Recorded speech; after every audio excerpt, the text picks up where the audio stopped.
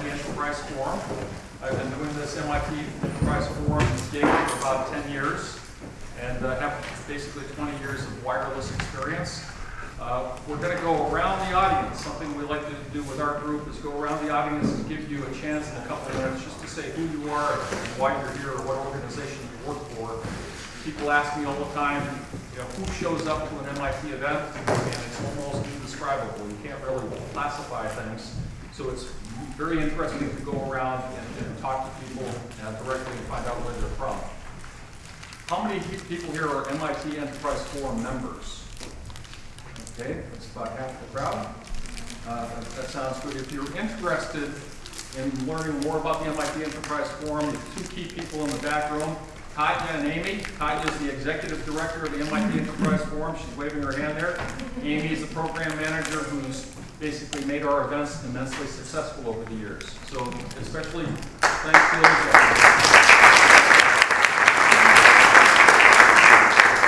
I wrote a few notes here. We're essentially mostly volunteer organization, a nonprofit. We're self-funded, so we tend to have several groups, the Innovation Series and other groups that specialize in certain areas. If you're interested in participating on our organizing committee, basically you can put an MIT hat in your head, call out to anybody in the world, say I want to do an event on this interesting topic, and you can put together a group like this. And that's essentially what we've done tonight. So I'd like the people who planned this event tonight, Michelle, please stand up. Mark Hill, please stand up. Michelle Nolan, Mark Hill, Ed. David Cutler, the short guy in the back there. If you haven't downloaded the app, you'll be immensely disappointed. And if you have any problems with the app, you can go and download it from this website right here. There's a slide for it. And there's a slide for it. Okay? So David's going to come up in a couple of minutes and just give you a brief overview. We're going to try to do something on the fly where you actually see beacons. Everybody might not know what a beacon is. Interact with your phone. David's put that together for us with the help of a couple other people. So the idea is to make it more meaningful. You should be able to interact with beacons at a certain point in the event tonight and see how they work. Okay? Beacons. Just in my 20 years of RFID, it's just a different flavor of RFID that triggers some messaging content. But we'll get into that in a little bit. Big event coming up next Monday, the Startup Spotlight, June 15th, a week from tonight.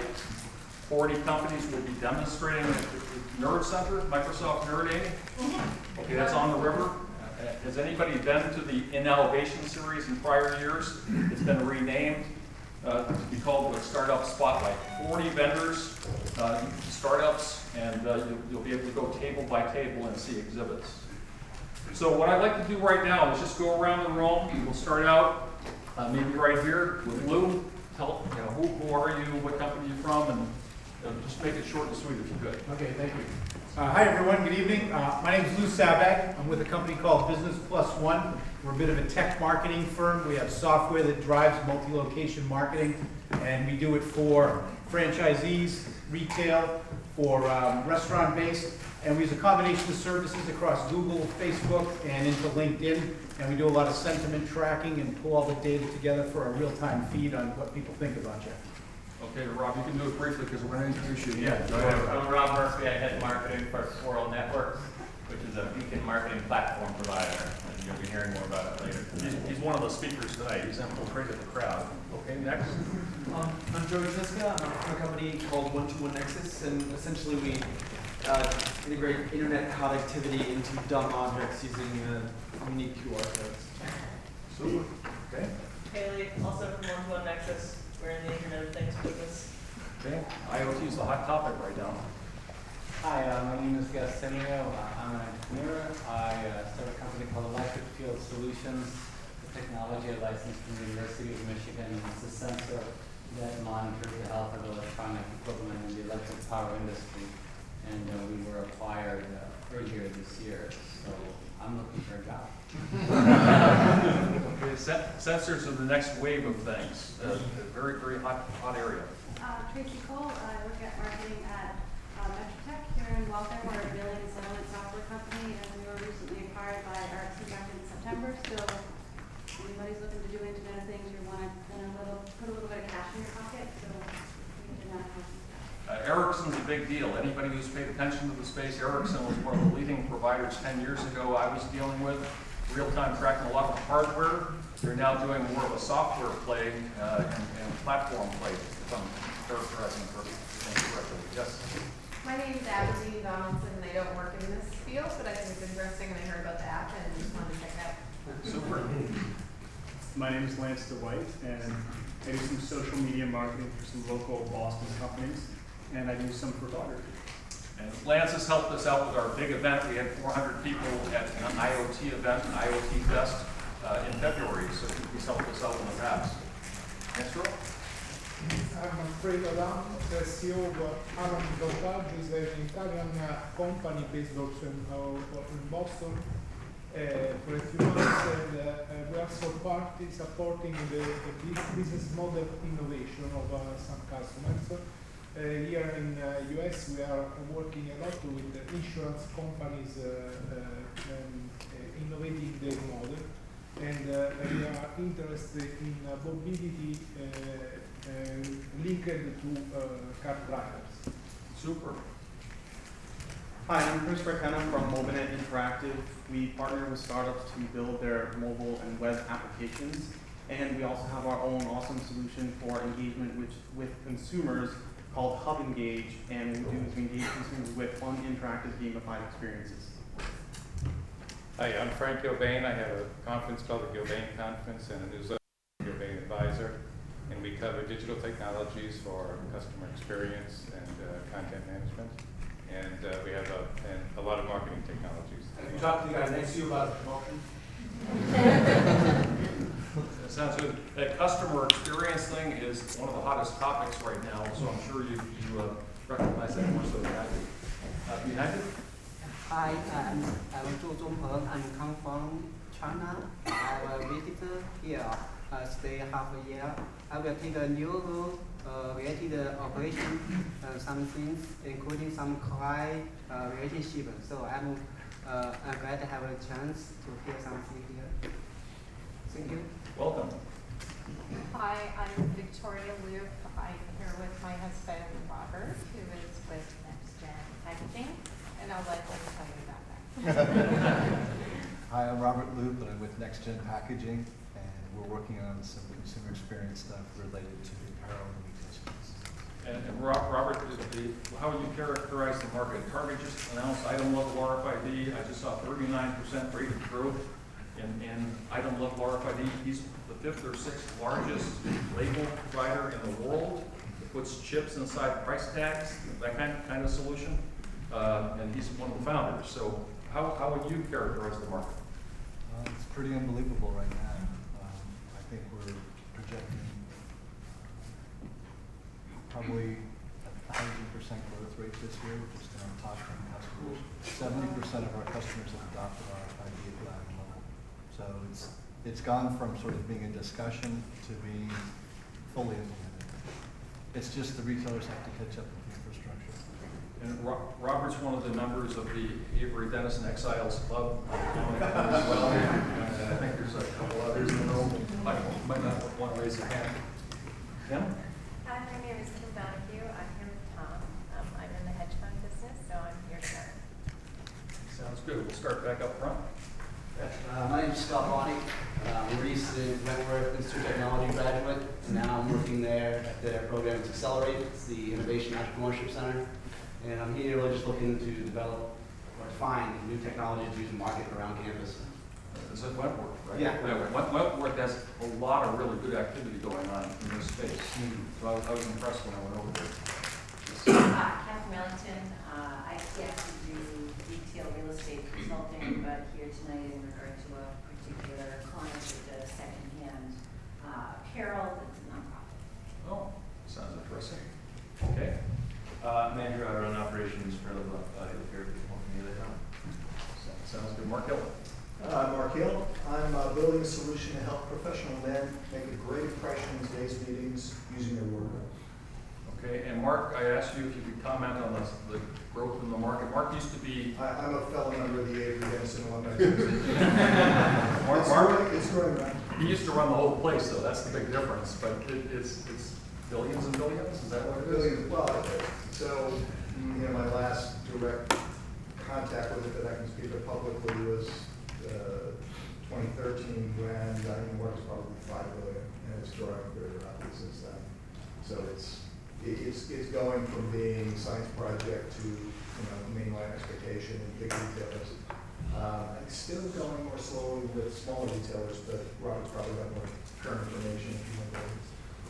Sounds good. So one of the big issues confronting retailers is they're being told about this thing called NFC, beacons and Bluetooth Low Energy, item level RFID, something called RAIN, long range passive tag, the labels we just talked about with Robert. How does all this stuff come together? Because the retailers are struggling mightily trying to figure out how it all fits. So Asif is going to help us sort that out later on. Sure. Okay? I'm Josh Spiegel. I'm here from Insightfully. I do work in development there. We're developing an application that uses a proprietary formula to drive value within social networks. Sounds great. My name is Dhruvil Bhagat. I work for Intralinks. We provide cloud-based solutions for enterprise file share and sync, and also virtual data rooms. Hi, I'm Laurent Riquier. I advise a startup called Daily Kickbacks. We focus on providing mobile solutions to local small businesses. And on the topic of consumer experience, the two things we're really thinking through about a lot are clutter and creepiness. That's my favorite word, is clutter. We've got too much clutter. We'll have to talk afterwards. My name is Michael Chen. I'm a co-founder and the CEO of Dr. Health US, and we provide health education, health management to market to customers in China. Great. Good afternoon. My name is Ilya. I'm a Sloan, recently graduated Sloan Fellow at MIT Sloan, and I'm leading a team which is developing revenue management solution for online and ordinary retailers. Great. My name is Tom Zampini. I'm with a company called Beco, where we've developed maintenance-free BLE-based beacons. Maintenance-free? Yeah. Okay. Good. I like that. Hi, my name is Michael Douglas. I'm a recent MBA grad from Boston College, and also new product manager for Skydive Wireless. Probably a lot of people, or some people are familiar with Skydive. We're one of the largest providers of location-based network. There's going to be kind of some aspect.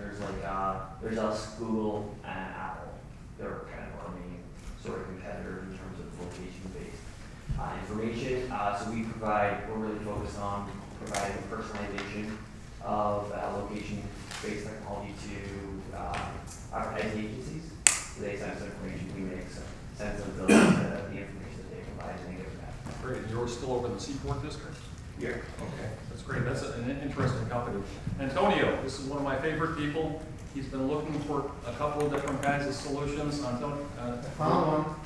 You found one. Okay. Can you tell people who you are? I'm Antonio Guimaras. I was and still am a hackathoner working on a project to give blind people access to their train stations, and Apple stepped on our toes today with one of their announcements, but that's okay. We're thinking the same way. But beacons would be a great add-on to stations to help blind people get around. So that's a very ambitious project. If you think about the wireless space, very ambitious, but he's been working hard on that for a couple of years now. So I think making good progress. So thanks, Antonio. Yes. My name is Corey Chapman. I'm a user experience designer at a global digital agency called Isobar. We make web experiences. Great.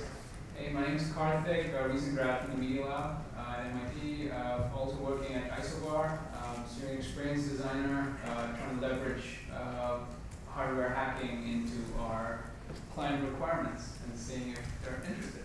So are you two guys combating the clutter that was talked about here? Okay, sounds good. Hi, my name is Marcelo Valesio. I'm a CEO and founder of Liquid. We have a digital crystal ball It's basically to predict what customers will do next. Great.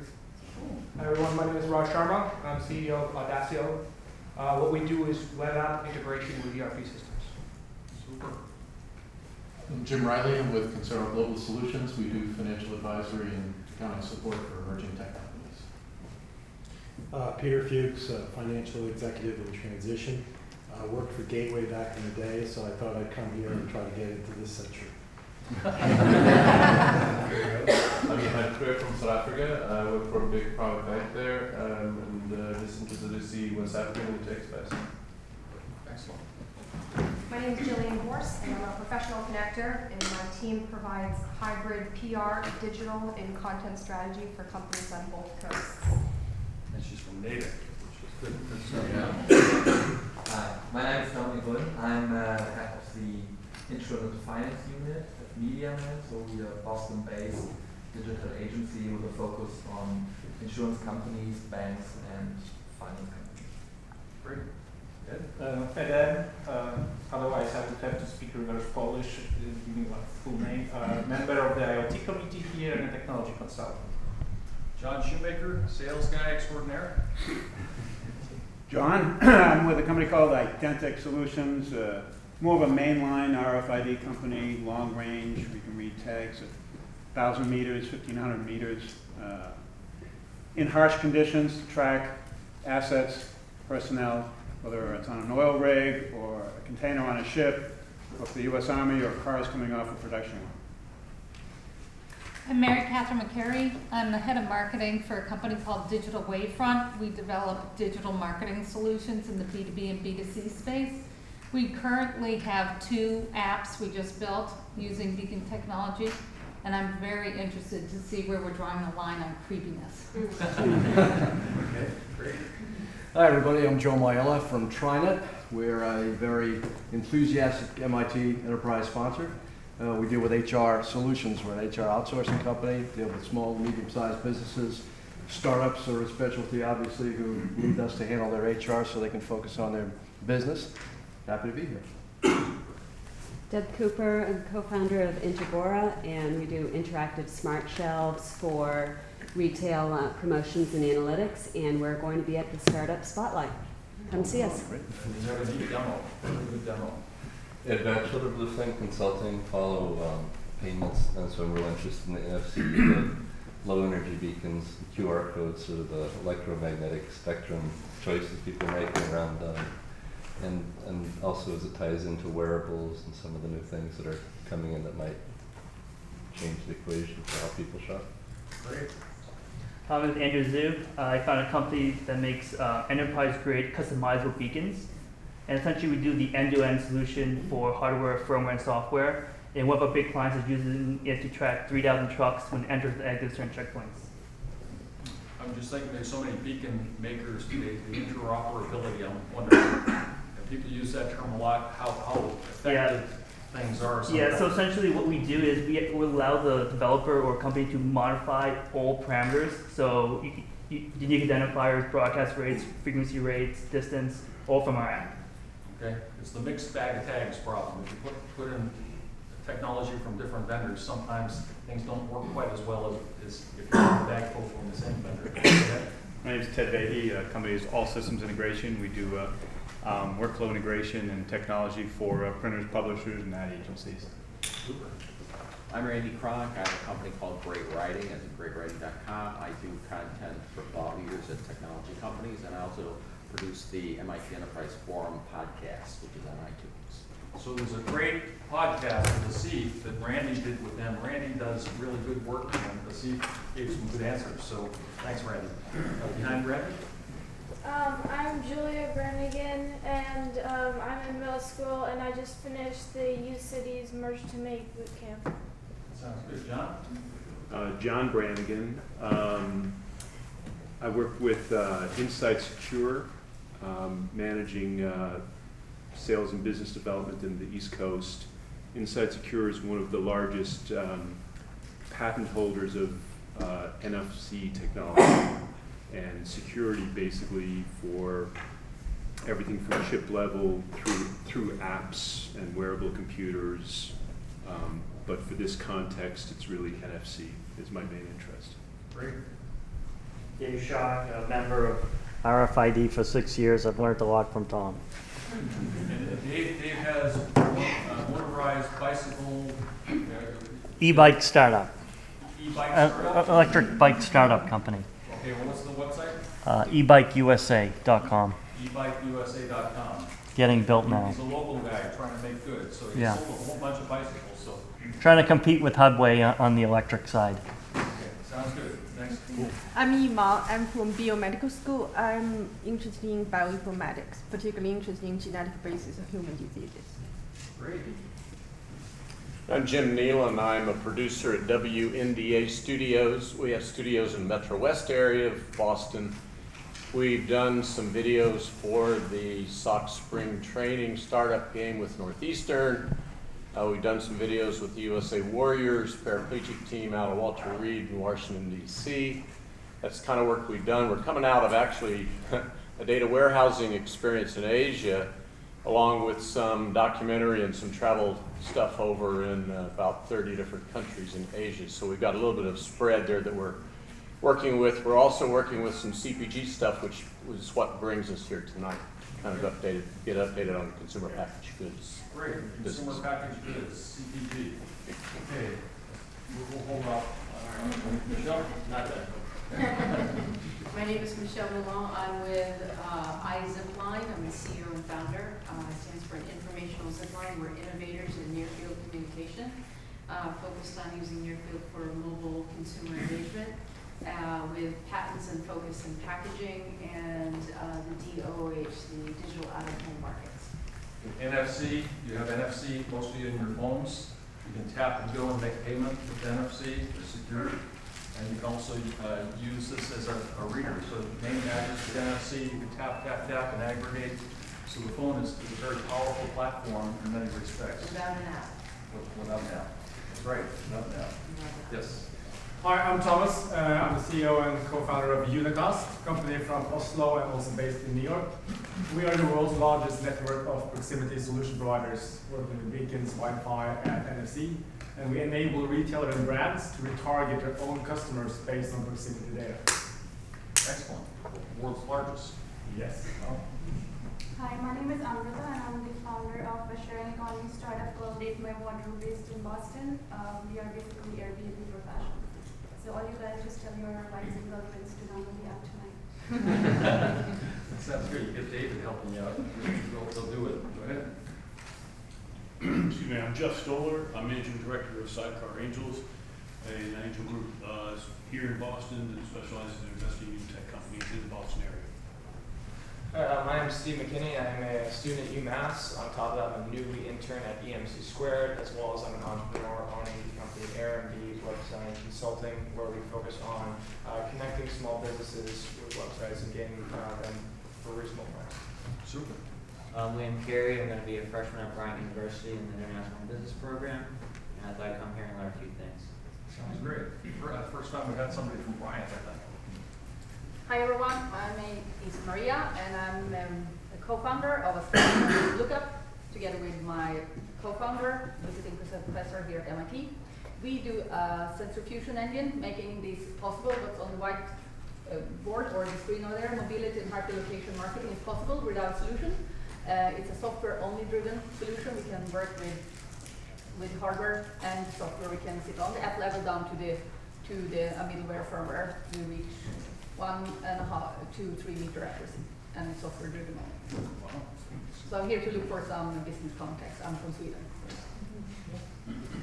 Hi, I'm Barry Horowitz. I'm a strategy and business plan consultant. I also spent a number of years earlier in my career in retail, so I'm particularly interested in this. And I teach strategy, new ventures, and global marketing at Boston University and Emerson College. So I'm also trying to stay up to date. Sounds good. Hi, I'm John Noon, president of Noon Growth Associates. I'm a product strategy and innovation consulting business. I try to, as I say, help turn technology into business. So if companies need help in identifying their market or generating use cases around business cases, I can help them do that. Thanks, John. Hello, I'm Kai Almeida. I'm currently a student at the Salon Fellows programs here at the MIT. I have a marketing background in telcos and entertainment companies, and it was just very interesting to know new technologies here. Very good. I'm Chitra Dwarka with the Boston Children's Hospital, background in product management and product development. The medical space in Boston is just pulsating with all these different kinds of technology. And the director of partners, the IT guy, came to an event and spoke a couple of years ago. And I asked him, how do you pick what you want to deploy at Partners Hospitals? He goes, it drives me crazy. I've got 40 people who come in and say they've got the best product, and I don't know what to do next. So it's a very interesting, chaotic, where there's chaos, there's opportunity. Hospitals are very chaotic, so they need help with the wireless solutions, IoT solutions. Katya, do you want to say anything else? No. I'm Katya Wells. I'm the executive director here at the MIT Enterprise Forum. I am a recovering marketer, so this is a good topic for me as well. And welcome everybody. Thanks for coming. Amy? Just a quick housekeeping item. Everybody knows me, so I won't introduce myself. But when the event is over, if you all wouldn't mind picking up your semi-used or completely empty water bottles and trash, outside the room is recycling bins and trash. I really appreciate it. MIT is not very appreciative of trash left alone. So, housekeeping. One of those engineers, you know. Yes. Okay, David Cutler, on your way down, introduce yourself, and then you got 2 minutes to tell people what's going on with each I don't need 2 minutes, because I think the whole presentation is going to be about the sensors, whether they're near-field communication or 20-year-old industry with proximity sensors, RFID. The one that Tom asked me to do a demo with tonight is one of the newer ones called Beacons. This happens to be one right here. It's a little, very inexpensive little device that costs about $30. Doesn't need internet access. It has a battery, and it just transmits a hello. And that hello might be opening up a single page of a mobile app. It does need mobile apps, but that's all it needs. The ask is to, you want to put the next slide? It's back one. Is just to download the app. Just try it. You don't want to, there's no one's forcing you to, but if you do, you're going to have a better life for the rest of your life. Or at least tonight. You'll be surprised. That's the whole point. It's not a really dramatic thing. We're just going to let you have that experience so you know. I have a couple of these in my possession tonight. If you want to take a look at them afterwards, we can take them apart and see how simple they are. The key to mobile beacons and the differentiator is price, and it's the automation of that interaction, and the fact that the message comes to you. You don't have to go to it. You're not going near field communication. You're not going near an RFID. You're actually not having to scan a QR code. It comes to you at the moment that you need it the most, whether you're looking at a beautiful piece of art or you want to know what the price of something is. So it's similar and different than these other communication devices. So that's all I'm going to say when we start with the presentation. My company is called Eat Media, so that's what I do, and I help, very much like some of these product development people, I help companies see through all the bright, shiny objects. So my job is to play with them, so I have experience with most of them. So if you have any questions about that, you can go to eatmedia.com and eat or be eaten, join the digital buffet, but ultimately search for Rich Beacon in your app store, download it while we're going along, and you might be surprised. So David, in terms of the demonstration in about 90 minutes or so, towards the end of the people should pay attention to their phones. Yeah. Okay. Just want to make sure. Okay, Asif, if you want to reposition, I'm just going to introduce Asif as he's walking up on stage and getting the slides. He's a graduate with degrees in economics and management sciences from the University of Waterloo. He traveled today from Toronto area. Yeah. And he's one of the toughest guys to get a hold of. He's on travel all the time. But we're very fortunate he could come here tonight. He's the founder and president of the Location-Based Marketing Association. He's a veteran tech startup, business development, and marketing entrepreneur with more than 15 years experience. Who's who list of companies he's dealt with: Limited Brands, IBM, Baxter Pharmaceutical, Molson Coors, Communispace, Best Buy, American Airlines, Scotiabank, Sears. So we're thrilled. If you haven't seen his heard his podcast with Randy Kronk after the event, if you want to get more clarity in terms of the topic tonight, you should really listen to that. It was fabulous. So Asif, without further ado, it's all yours. All right, thank you. Thanks for having me. It's good to be back in Boston. I don't get here all that often, so it's always great. And for once, I'm a Toronto guy. Our Blue Jays are ahead of the Red Sox. Yeah. So, really, that's a bad thing to say. But all right, let me quickly walk you through who we are, the organization that I founded, the Location-Based Marketing Association. So we are a not-for-profit industry trade association. We're coming on about 6 years since we started doing this. And we're a member-based organization with about 1,100 member companies globally. We operate on sort of two fronts. So global headquarters is in Toronto, where I am, and then we have what we call chapters, which are these city-based meetup groups throughout the world, including places like Stockholm and London and Singapore and Hong Kong and all over the place. The ones that you see in green at the bottom are the ones we're opening between now and the end of the year. And you'll be happy to know we're in talks to open one here in Boston as well, although we haven't green-lighted that yet. The important thing for you to know about us is our definition of location-based marketing is simply the intersection of people, places, and media.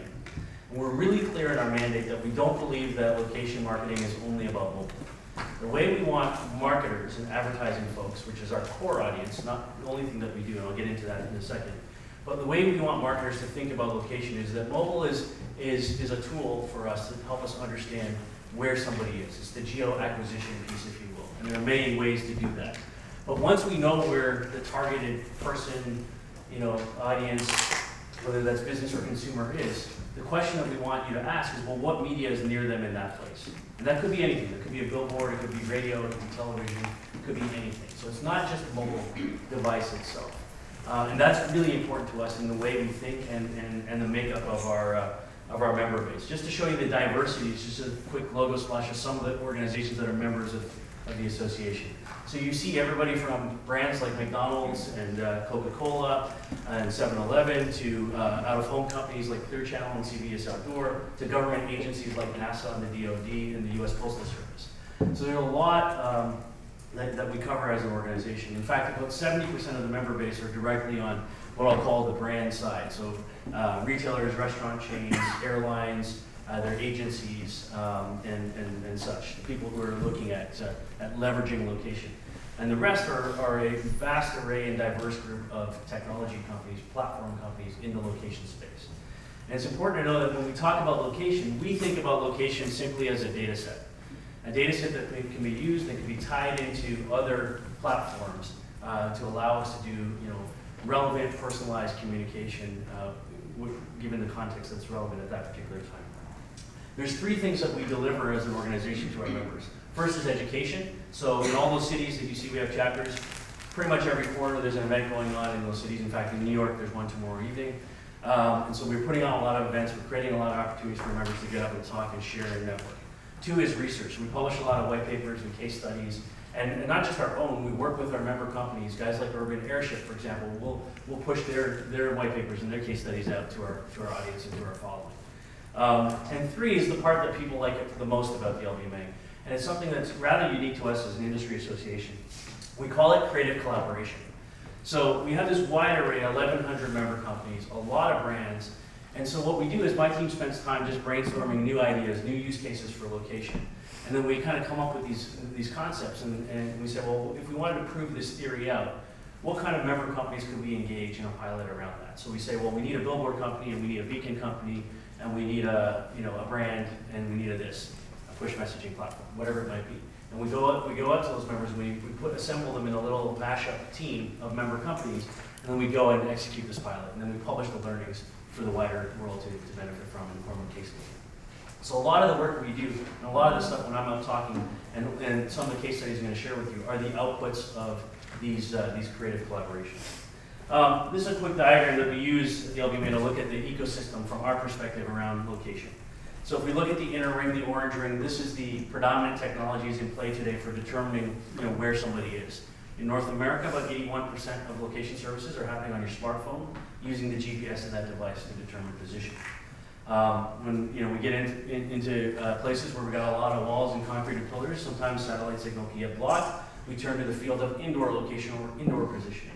Historically based on Wi-Fi, more recently based on Bluetooth Low Energy and beacons and things like that. We'll talk about that. That's obviously the core of the theme tonight. And not here in the US so much. AT&T tried and failed. But in many other parts of the world, especially in the UK, where the mobile operators make their network data available in the form of cell tower triangulation. So if you have a phone on a network, obviously the mobile operator knows where you are by what tower you're closest to. And they open that data up in certain markets to brands, to marketers, to engage you as such. So orange is where are you right now? Then we say blue, what media is around you in that place? So we have the entire media ecosystem there. And then the green is kind of this emerging world of where we have thousands of startups and mature companies as well in the fields of payments and analytics and mapping and augmented reality. And all of these things have something to do with location. In fact, we did a study with IBM about a year and a half ago now. And what we learned from that is about 85% of all the data we're generating on the planet has some sort of location element to it. In very, very simple terms, the best way to describe that to you is when you take a photo today on your phone, it's not just date and time stamped anymore, it's also latitude, longitude stamped, right? When you pull your photos into iPhoto, you can group them by place, correct? Because we have location data. And that's, what we're getting at in terms of how this stuff is being generated. And when you couple this location data that's coming, and then you factor in the fact that these smartphones that are in your pockets, we're living in this idea of what I call a sensor-driven world. Typical smartphone has between 14 and 18 or 19 sensors, depending on manufacturing device today. So it's not just the location. It's got a gyroscope, it's got a compass, it's got a magnetometer, it can read light sensitivity, barometric sensors, all this kind of stuff.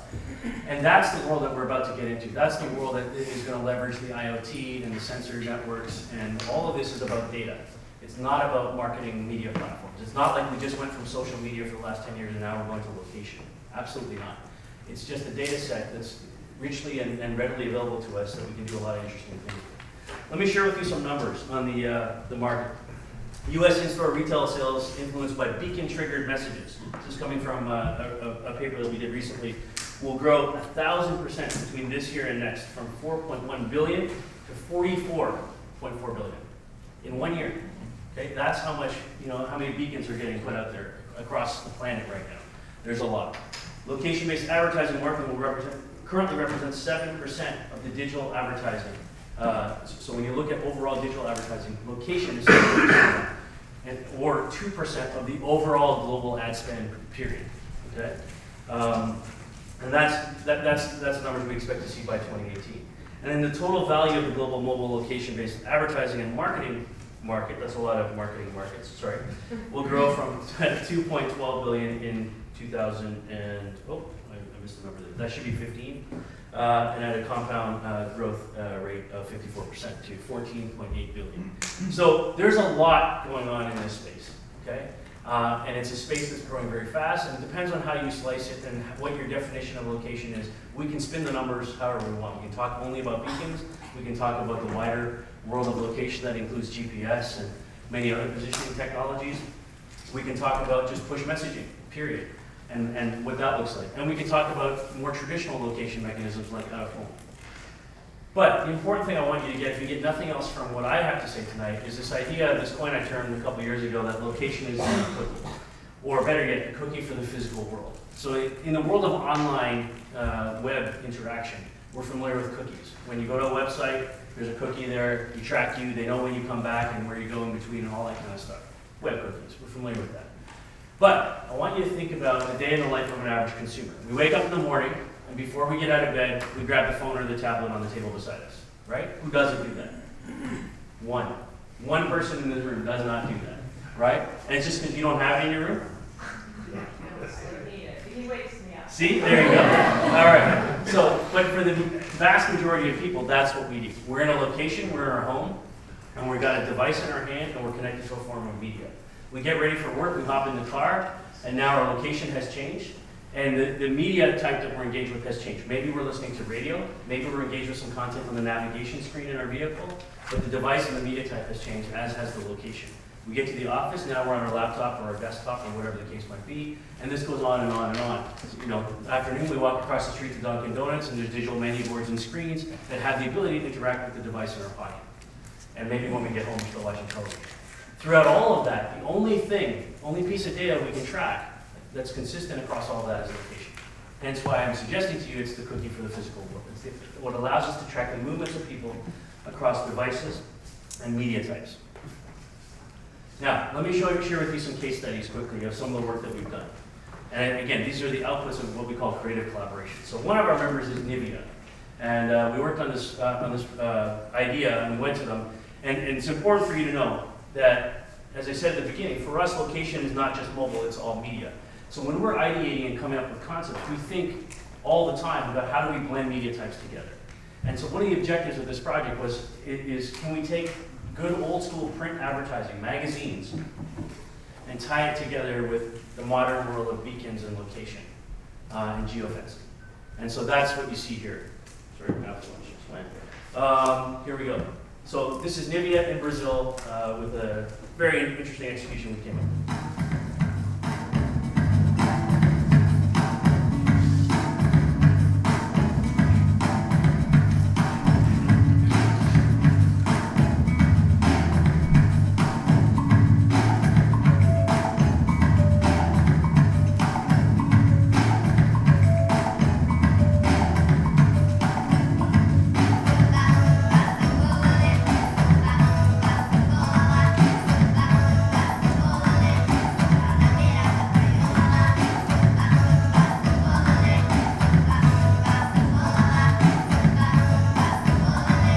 That blue dot in the middle of the paper is a beacon embedded in the paper.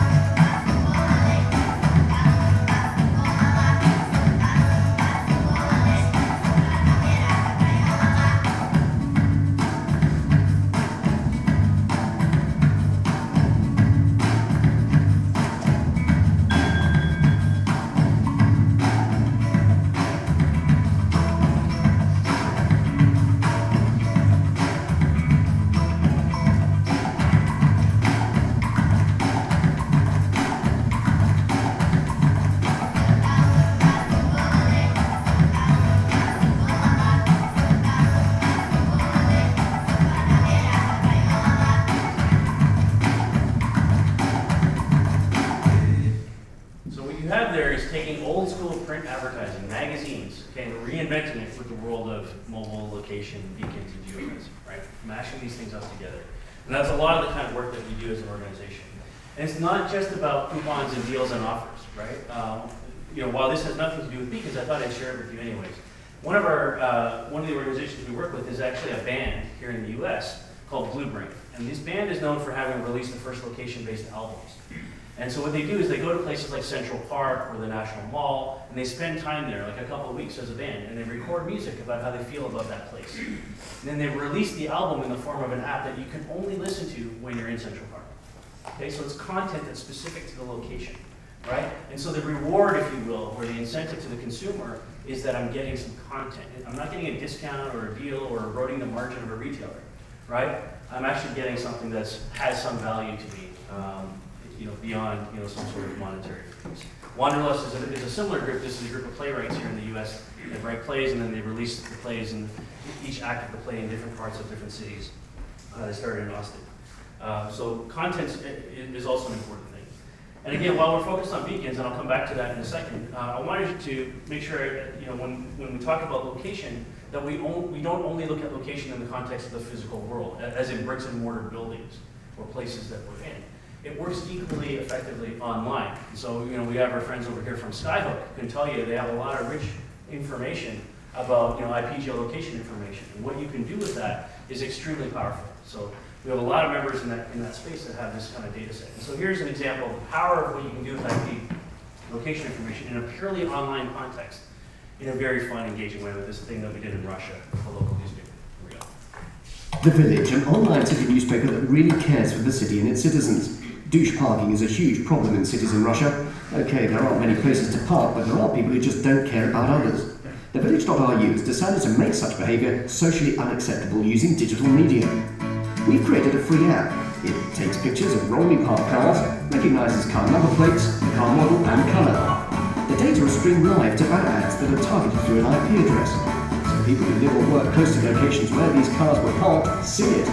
These banners appear as pop-ups on websites, so you can see the actual car and its registration number that has been photographed, interrupting you while you try to read an online article.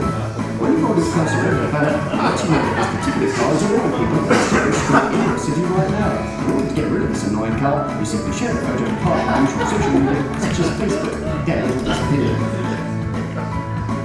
Thanks to your IP address, only douches in your area will be highlighted, so all the offenders will be exposed to their colleagues, friends and neighbours. Thanks to this naming and shaming campaign, more and more people are now caring about where and how they park. ITR percentage over 70% and huge buzz on social media due to shares and likes. So again, what I want you to get out of that is to, not just think about the physical, bricks and mortar environment or location, but there's a lot of rich location data happening online. And then you have guys like Unicast over here who are trying to bridge those worlds. Like this idea of physical retargeting and understanding, when somebody's looking at a brand online or surfing, a car company's websites, and then actually understanding that you're in car shopping mode and you went to a dealership because the beacon picked you up, and kind of tying those things together, right? So it's important that we start to bridge, the gaps between those two environments. The last case study that I want to share with you is a project I'm really proud of because we do a lot of work with charitable organizations because of who we are. When we're ideating concepts, we try to bring these guys into the mix. So this is a project we did just a few months ago in the UK for trying to bring attention to the issue of domestic violence against women. And what you're going to see in here is a ton of technology. We're blending out-of-home. We're working with one of the biggest out-of-home, digital out-of-home billboard companies in the UK. We're working with facial recognition technology. We're doing geo-targeted SMS. And beacons, and all that stuff coming together in one mashup to do what you're about to see.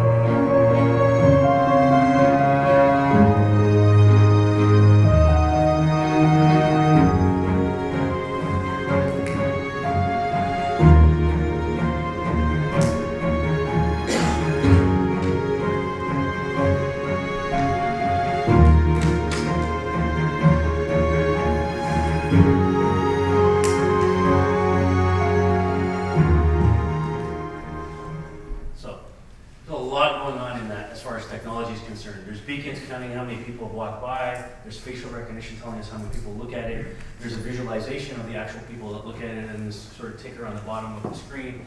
And before we actually put this together, obviously we do a lot of research. And so, when you look at the demographic of the sort of generation that's coming up behind, us right now, maybe some of these kids that are in school right now, there's two things that jump out as, sort of criteria that we think are really important in how we deploy and design technology or employ technology in the space. One is the society that's around us today, they crave individuality, right? They crave recognition. They want to see themselves on the screen. They want to see that they've had an impact to this screen, right? And so seeing themselves on a screen is actually a good thing, right? So when we talk about this creepy discussion later, you know, we can revisit that. The second is that not only do they crave attention, they are also a society and a generation that is very impatient. We want whatever we want it right now. We're not willing to wait. That's why we have things like, you know, Amazon talking about drones. That's why we have all sorts of crazy, I mean, I saw Apple announce today that they're going to start doing a delivery from the Apple stores now, 4-hour windows of delivery. Because we need whatever we need it right now. And so those kinds of factors, when you tie those kind of behavioral attitude scenarios together, are the things that we need to think about when we're designing these types of campaigns and putting this together. So a lot going on in there as far as technology is concerned, but that's what I wanted to share with you. Three concepts of places wherever you are right now. It's not just a bricks and mortar building where we can check in and share our location on Facebook or Foursquare. Think of this idea of location being the physical cookie for the real world, if you will.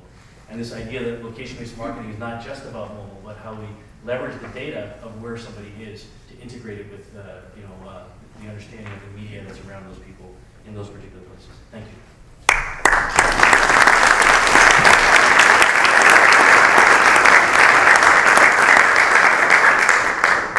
All right, should we get the panel up? Or do we want to? No, you start with the panel. Okay, yeah, I'll start with the panel. Sure. So if I can get the panelists to join me up here, that'd be great.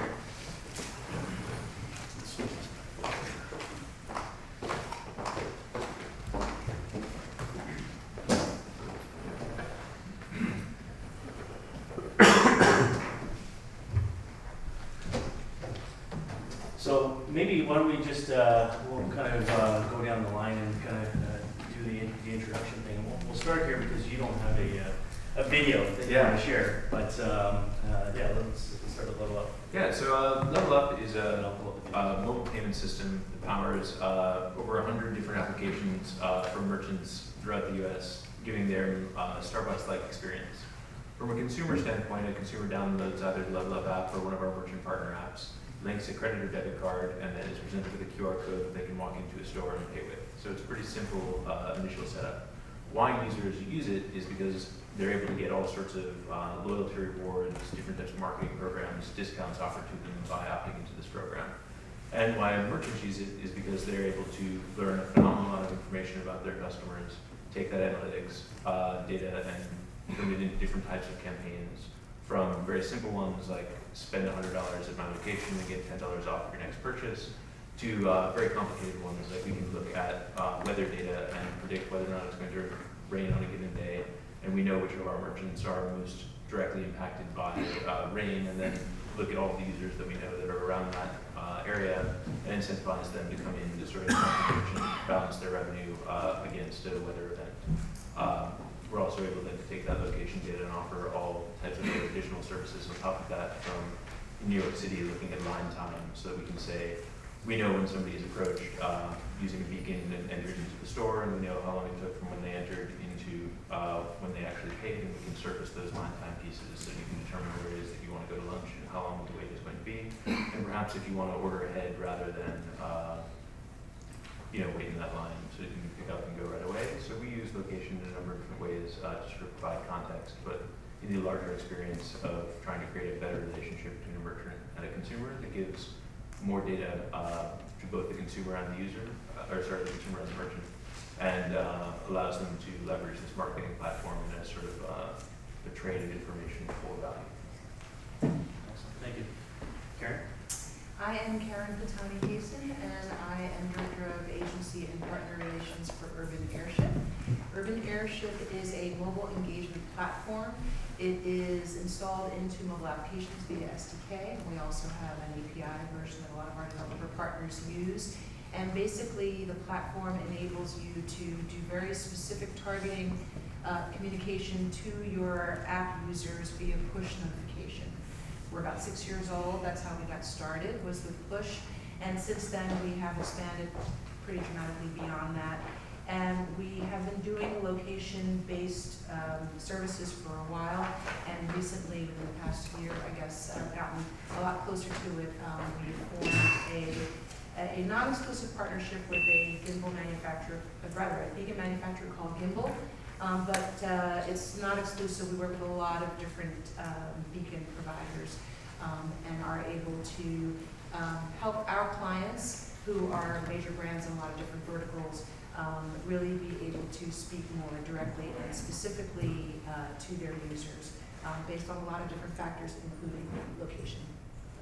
Do you want to set up your video? Sure. So this video, this just kind of gives you a sense of the possibilities with beacons and the day in the life of a consumer who has beacons and Bluetooth on their phone.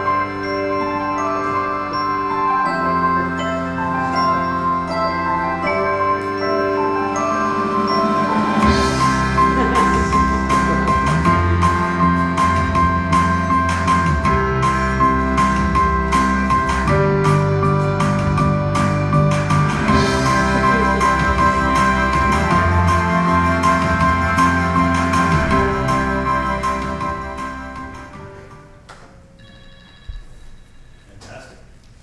Thank you. That's great. Rob? I am Rob Murphy, and I head marketing for Swirl Networks. Swirl is a beacon marketing platform provider that's focused on very large-scale enterprises, primarily in retail. So essentially what we do is we provide a full solution to very large retailers that enables them to do beacon marketing at scale. And what that entails is everything from the beacon hardware that they put in their stores, wherever they want to trigger a message to consumers, a campaign management platform that allows them to create, manage, and analyze these marketing campaigns that they're sending to people, an audience network that allows them, you heard Dave talk about one of the things that beacon marketing requires is an app that's listening for these signals. So what we allow retailers to do is either add this code to their existing mobile app or use third-party apps that have code embedded that can listen for these signals. So third-party apps like Retail Me Not, for example, are enabled by Swirl to listen for these beacon signals at these retailers who implement them. We've also added capabilities for things like private ad exchanges. And essentially what that does is take beacon marketing even further, where a large retailer could send their own messages to consumers in the store through those beacons, or they could invite their brand partners to sponsor or send those messages. So imagine Walmart, for example, in the children's section or the diaper section allows Procter & Gamble to sponsor the messages for a certain week or a month. Or in Home Depot, they partner with John Deere or Toro to send the messages for a month in the home and garden section. So clients that we have right now publicly announced include Lord & Taylor, Hudson's Bay, Urban Outfitters, Timberland, Alex and Ani, and a bunch of others that are still in the stages of they're not ready to go public, but they are actively using this platform and running beacon marketing campaigns. You have a video as well. Yeah, so this video was shot a few months ago. This is the actual in-store experience at Urban Outfitters. If you download the Urban Outfitters app and walk into one of these stores, this is the experience that you'll see.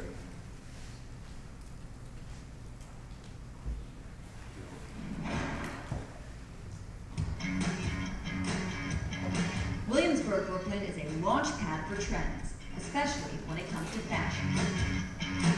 Dolls are home to Urban Outfitters Concept Store, the company's testing ground for the hottest new thing in retail since skin jeans.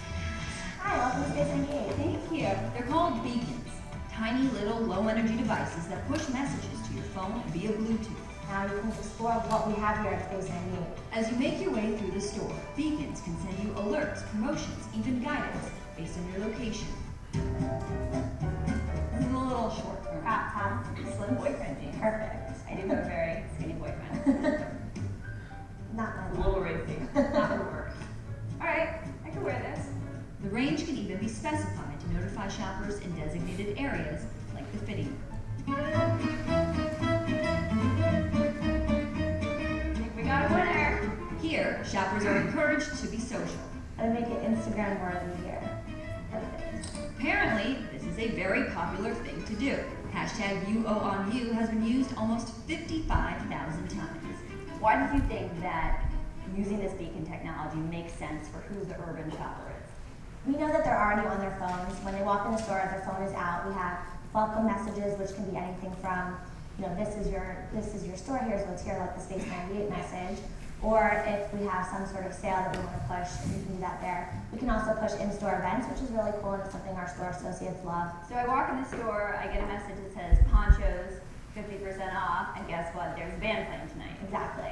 Not since the arrival of credit card readers has in-store technology caught on this fast. The number installed in U.S. stores is expected to go from nil to over 3 mil in just a few years. Already, big name chains are testing them out.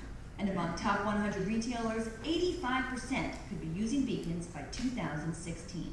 When we send a push message to customers in store, we're seeing a 60 to 70% aggregated engagement rate. Wow. So it's opening the push message that gets triggered by a beacon interaction. And we can compare that to generic push messaging, which we see at like a 12% engagement rate, and even mobile advertising, which is much lower. Critically, what is the conversion rate for those people who open up the notifications into sales? So where we are specifically targeting a transaction, the redemption rate is in between 30 and 35%.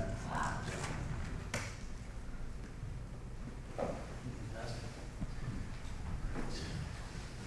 Thank you. So I thought what we'd do is maybe just start off with a little softball questions, and then we'll get into some of the detail a little bit. But why don't we maybe just we'll start with in the middle this time, Karen. I'd like each of you to share with me just what you think is one of the most innovative, cool uses of location technology you've seen that's not your own. That's not our own. That's not your own. What does it matter? What does it matter? So you can talk about Swirl, and Swirl can talk about you, and then I'll talk about it. I think in general, I think just in terms of location data, it's been just very interesting to be able to cull that information and see how much more relevant it makes the communication. We can talk to a consumer through a mobile application, but if you don't really know anything about them, the chances of that communication not being really targeted to them are pretty high. So I think that, to answer your question, I'll have to use an example that I was planning to talk about, which is the use of our technology. But we worked last summer with the US Open, and they installed beacons all around their campus, and they had a lot of different use cases, a lot of different things they were trying to achieve with the beacons. But my favorite use case was they put beacons at the entry to the campus from the 7 train. So as you're getting off the various subways, they had beacons there, and they were able to push notifications to users of the US Open app saying there's an hour-long wait at the main entrance, but there's no wait at the south entrance. And then they were able to actually watch the traffic change course. So that, to me, is a really great example of how you're not always trying to sell something necessarily, but it's super useful and can be, a service to consumers when you're able to serve up that kind of really relevant information regarding location. Customer service is fantastic. Right. Right. Yeah, I think it's probably not the sexiest, but I think I really love when people are using location for context. I think the context of what's going on around you and where people is a good example. Like a really simple one is the passbook triggers. Like when I get to the airport and I've got my bag and I've got 8 other things and I'm trying to wrap up something before getting into a plane, the fact that my ticket is immediately surfaced right to the sort of front of my phone and not flipping through apps or trying to pull things up like that, that sort of architectural piece of allowing for either location data or beacon data as a sort of proxy for sort of traditional GPS triggers to surface passbook notifications is actually, I think, something that I've seen a number of companies use in really great context-specific examples to make it just an obvious interaction, not necessarily. And do you see the same thing on the Android side with Google Now and things like that? I love Google Now. I'm a huge fan of that. I tend to sort of carry two phones at the same time most of the time. I think what they've gotten better at doing is something that's a little less linear than the sort of passbook surfacing. So it has the benefits and negatives of that. It's way more magical than passbook surfacing will ever be. But it also has those moments where it just fails out miserably because somebody borrowed your phone and searched for something on Google, and now Google Now is absolutely convinced that you really care about X and you have no particular interest in, Yeah. Fantastic. Rob? So I will echo what these two said around context. The real power of location is the ability to glean context out of that, to use it to make messages and marketing more relevant. And in particular, in the case of beacons, the reason why it's so exciting to a lot of companies is the context is incredibly rich. So when you're talking about beacons in retail, and because you can control the range of these things, I know specifically that you have been in the shoe department for 30 seconds in a retailer. That provides an incredible set of context specifically at this place and at this time as to what you are interested in right now. And so that's the applications that we're starting to see, and I think where we're starting to see a lot of success is those retailers that can take that data and spin it into something that's very meaningful and very relevant at that point in time and at that place. So Urban Outfitters, for example, some of their highest engagement rates were things like in the fitting room, believe it or not. They put a beacon in the fitting room, and when they identified a person had been in the fitting room for at least a minute, they sent a message to the Urban app on their phone that said, we have this great social promotion, which is if you post your favorite outfit right now to Instagram, you can be entered as part of this social promotion that we're having. And because they were in the dressing room trying on Urban clothes and the phone, and they had been there for more than a minute, I know they're not just walking by, they have clothes on, and you saw what happened. The phone buzzed, it alerted them, they took a picture, they posted it, and 60,000 people did that and posted to Instagram. From a service perspective, one of the things that Urban did is they put beacons at checkout. So when you walk into the checkout area, and I know you're not walking past it, you've been in the area for 30 seconds or a minute, they can trigger your phone to say, I know that you're an Urban loyalty program member, here's your rewards card, don't forget to get it scanned so they make sure that you get credit and points for this visit to the store. And so those are types of things. One of the big values of beacon marketing is it happens passively in the background. You don't have to remember to open up an app, whether it's an NFC to touch or a QR code reader. Just having your phone with the app installed is listening for this connection to the beacon, so we can automatically push you that. You get a push notification just like you would if someone sent you a text. Look at your phone, and all you have to do is swipe to open the app, to see the content, to reveal the code, to reveal the offer. And that's the most exciting part about beacons to me. Very cool. So when we talk about offers and trying to get people to engage with whatever the offer that's being pushed through this beacon, what kind of incentives are you seeing? What's necessary? Like what is, like, I'm assuming you've seen all sorts of data from various retailers and such that you've been working with. What level of incentive do we need to actually put in place to actually get somebody to engage with that offer or share their location, or what is the incentive look like? So I would say, first of all, people raise the question of privacy and creepiness and all these issues that location tracking raises. From surveys that we've done and results that we've seen with consumers, it turns out that consumers are more than willing to share their phone's location data. But there's a big if. And the if is if they receive value in return. And so the $1 million question for retailers is, what is the value that I have to provide to get them to feel good about it? The ultimate answer is going to come from the consumers, because as soon as they say, first of all, we make it completely clear to retailers and consumers, we require them to have consumers opt into this capability.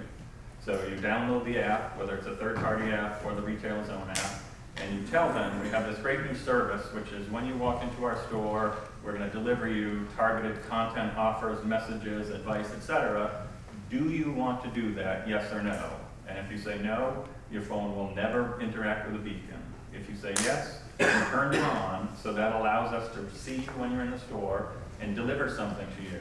But on every one of those interactions, you as a consumer have the choice to say, opt me out right now, or you've bothered me too many times, or you haven't given me enough value. I'm going to uninstall the app, and it'll never work again for that consumer. So the consumer's the one that's going to make the ultimate decision. And what we've seen from retailers in terms of consumers and what they're interested in, offers are the clearest sort of example of creating value. You walked into the store and I gave you a discount code for an extra 10% off either anything or certain product or certain department. But we have seen just as high acceptance and open rates for other things that create value. Those could be things like you walk in the door of Lord & Taylor and I let you know these are the departments that we're having big sales on in the store today. It didn't cost Lord & Taylor anything extra, but it's basically a dynamic, real-time sign delivered to your phone that says, don't forget to check out the big shoe sale today, it's in the back of the store. So you basically created real-time messaging based on what's going on in the store. You heard Urban Outfitters talk about, at this particular store tonight, there's an event going on in the store. To the consumer, that's not intrusive and that's not a spam advertisement. You created something that was useful and relevant and valuable to me. And so those are the types of things I think over time retailers are going to experiment and figure out where the line is around what types of messages and offers. And the other question is going to be, how frequently can I deliver those offers? So just because a department store has 20 beacons inside the store in every department doesn't mean that you can send the consumer 20 different push notifications as they walk around the store. And those are things, again, I think over time retailers are going to learn. They're going to put caps and limits on those. Don't send the person more than 3 messages on a visit or 2 messages on a visit, because then it starts to become overwhelming and annoying. So much of that has an analog just in sort of like a pre-digital world, like the walking into a store and being told what the discounts are, like it's the person standing outside giving you the flyer or the distribution piece there. And I think it's a nice analog when you think about how often can you ping someone. Like if a retailer is thinking like, would I put a person in a store and have them interrupt with the shopper at that moment in time? Like the digital allows for it to be more personal, for it to be a more customized piece. But if you wouldn't have someone handing out like a 15% flyer, like literally as they walk through every department, like pinging someone in that same model makes very little sense. And I think on the creepiness factor as well, that level of transparency of telling someone exactly what it is they're going to do with this data, we've seen be hugely valuable in terms of not just people's willingness to accept it, but also sort of the follow-through in terms of sticking with those marketing programs is much greater when they feel like there's that transparent interaction, building what value we're taking from you and what value we're providing. Yeah, I would agree with both of what you guys said. I think giving the consumer the control is the big piece. You know, they have to feel as though they know what they're getting when they opt in for the service, and be as transparent as possible. Give them a reason to opt in. It's been very effective for us. You know, oftentimes the strategy is a big part of what we do at Urban Airship, just trying to help our clients understand how much is too much in terms of communicating directly with consumers, whether it's based on location or any other factor.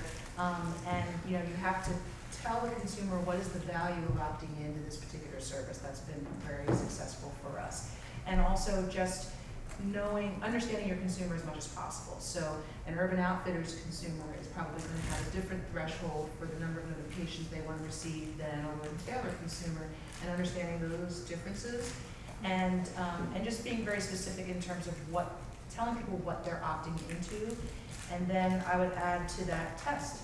You know, it's important to test, be able to segment your audience as much as possible to understand how much is the right amount of communication about offers, whether it's location-based or otherwise, because people do have a threshold for how many times they want to be contacted in a certain context, and you have to respect that. Very, very true. So let's talk a little bit about the other side. So the value for the business or the retailer. You know, what kind of metrics, analytics, you know, are coming or made available through these types of systems that you guys are putting out there? Like, I mean, obviously there's things like, you know, looking at traffic flow patterns and dwell times and heat maps, but what does that look like in terms of, you know, how do you, you know, how do you sort of monetize that piece of it, you know, as service providers? You know, what kind of value are they seeing in terms of, other than, hey, you know, we push the message out and somebody read it and engage it? So that. For our merchant base in food service, I think the marketing piece is nice and you get to see those conversion funnels and, you know, it's, yeah, it performs better than just a traditional push message. I think they get really interested in is all the operational efficiency from, we have lots of merchants in the fast casual segment who are doing curbside pickup. And the traditional curbside pickup methodology is like you order and now you're gonna drive by Panera and they're gonna bring it out to you. But they come out, like you call when you get there, they come out, they take your credit card, they go back in, they come back out with the receipt, you sign it, they come back out with the food, and it's this sort of terribly sort of onerous process. And now you can take 3 beacons and fully triangulate exactly where the car is, so they know when the car is coming in, they can start to prep everything ahead of time, they're tied into a payment system, so it's already prepaid. So the person who's running around with the bag isn't like, oh, which Gray Prius is it? I know it's one of, you know, and they're able to know exactly where the car is, they know exactly when it's coming in, they're able to provide it and go. And so what would normally be a 5 or 10 minute interaction is a 2 or 3 minute interaction. And we see that the same with order ahead, where we're able to take location and beacon triggers, particularly level up where we'll get a reasonable sort of citywide density. So somebody's walking down a block in New York City, we kind of know as they're approaching. And so we can trigger off exactly when your coffee. Uber-like consumer location sharing. Yeah, exactly when your coffee at Gregory's Coffee is ready. So you walk right in the door and there it is. And now the merchant can have that line time, and particularly in sort of dense urban areas, how long those lines are, have a direct impact on whether or not a consumer will even sort of turn into that store. And so the faster we can get people through the lines, and the fewer people that can have it stuck in the line while still being able to service them. Those types of operational efficiencies, I think, beyond the marketing are a big value that we're seeing with that. Anyone else? I'd say for us, it really depends on the vertical the customer is in. You know, if it's a retail customer, it's pretty easy to quantify, you know, the impact of certain communication, whether it's push based on location. Those are some KPIs. For other customers of ours that aren't necessarily selling anything, they will have different KPIs. It might be time spent in app or time spent in a certain location. You know, the level of engagement is important to a lot of our partners. It really depends on the pain points that they're solving for when they're developing the application. Certainly adding location makes it much easier to target and makes consumers much more responsive when you're able to serve a communication that's very contextual. So the response to push sometimes is another KPI that we use. So on average, like a geo-targeted push versus a general push, what kind of response? Like, I mean, our research says it's about 6 to 8%, or 6 to 8 times lift. Yeah, I would say we have found that just general segmentation improves lift by 300 to 400%, and then adding location brings that up to like 500 to 600%, depending on the vertical. Some verticals are more responsive than others, but it definitely makes a huge difference. So it's interesting with respect to beacon marketing, people ask us all the time, what are the success metrics? And the answer we always give is beacon marketing is nothing more than another marketing channel, just like email or online or any other marketing channel that you have. The real question that you have to start with is what are your business objectives for this campaign or this technology that you want to run? And when we start there, we get everything from I want to drive engagement, or I want to drive shopper satisfaction, or I want to increase average order size or conversion rate, or I want to re-engage consumers with my mobile experience, or I want to get increased engagement with my rewards program. But when they identify the business goals first, then we can go create a campaign that achieves those objectives. So in the case of I want to increase average order value, I'm going to think about delivering offers that are predicated on basket size. So spend $100 in store and I'll give you an extra 10% off. And watch what the conversion rate is and the order size is of those versus people that were untreated. In other cases, I'm launching a new product line and I want to make sure that people are aware of it and drive them to that department in the store. So when they walk in the store, we say, hey, don't forget to check out our newest t-shirt arrivals. They're in the back corner and We have all this, these great styles that you should go check out. And we watch and we measure for the people that we gave a message to, how many people did we drive to that department versus people who didn't receive a message, how many naturally gravitated towards that department. We do a lot of matchback data as well, where I can tell based on your mobile device, the people that we interacted with in the store, after the store, how many of those people re-engaged on mobile or on the website versus people who had lapsed and hadn't used the mobile app in a long time, for example, and what was the rate of them re-engaging? Question in the back row? So how do you capture transaction time? How do you associate with it? So if I'm a consumer and walk in, you drive me back to the t-shirts, how is it that I know, how do you know that I bought a t-shirt or 5? So two different ways. One is the easiest but least specific way is I put a beacon in checkout. I put beacons in the checkout area. I can't tell what you bought, but I can tell if you spent more than 30 seconds in the checkout area. If all I care about is in-store conversions and what % of the people bought, I can track what % of the people bought for people that I gave a message to versus people who I didn't give a message to. More specifically, what we do for more sophisticated retailers is I can create individual level offer codes on the app. So you walk in the door and it says, hey, here's 5% off t-shirts just for you. Show them this offer code when you go to checkout. And the offer code that I created was unique to you. Is it a barcode or is it a number? It's either number or barcode, however the POS system is set up. So I know specifically number 77652 was given to you. Did you redeem that offer or didn't you? And that's how I can at a very specific level understand. I know what the offer was on t-shirts and I can track it was you that I gave it to, so I understand conversion rate and spend amount. Cool. Yeah, let's since we're out here, let's open this up to the audience for questions. There's one here and then we'll go. Yes, I just have a quick question. We talked about in one of the videos how we're going to see a very large increase in retailers taking up beacon technology. How do you think the consumer is going to take that increase? Do you think they're going to jump on this whole idea of beacon technology and use it through mobile apps as compared to retailers who are using it to increase overall gross sales? Do you have any thoughts on that? I think that we've seen sort of a mixed reaction. Again, it really depends on the target consumer in a particular environment. I think that, younger demographics tend to embrace technology a little bit quicker than other types of consumers.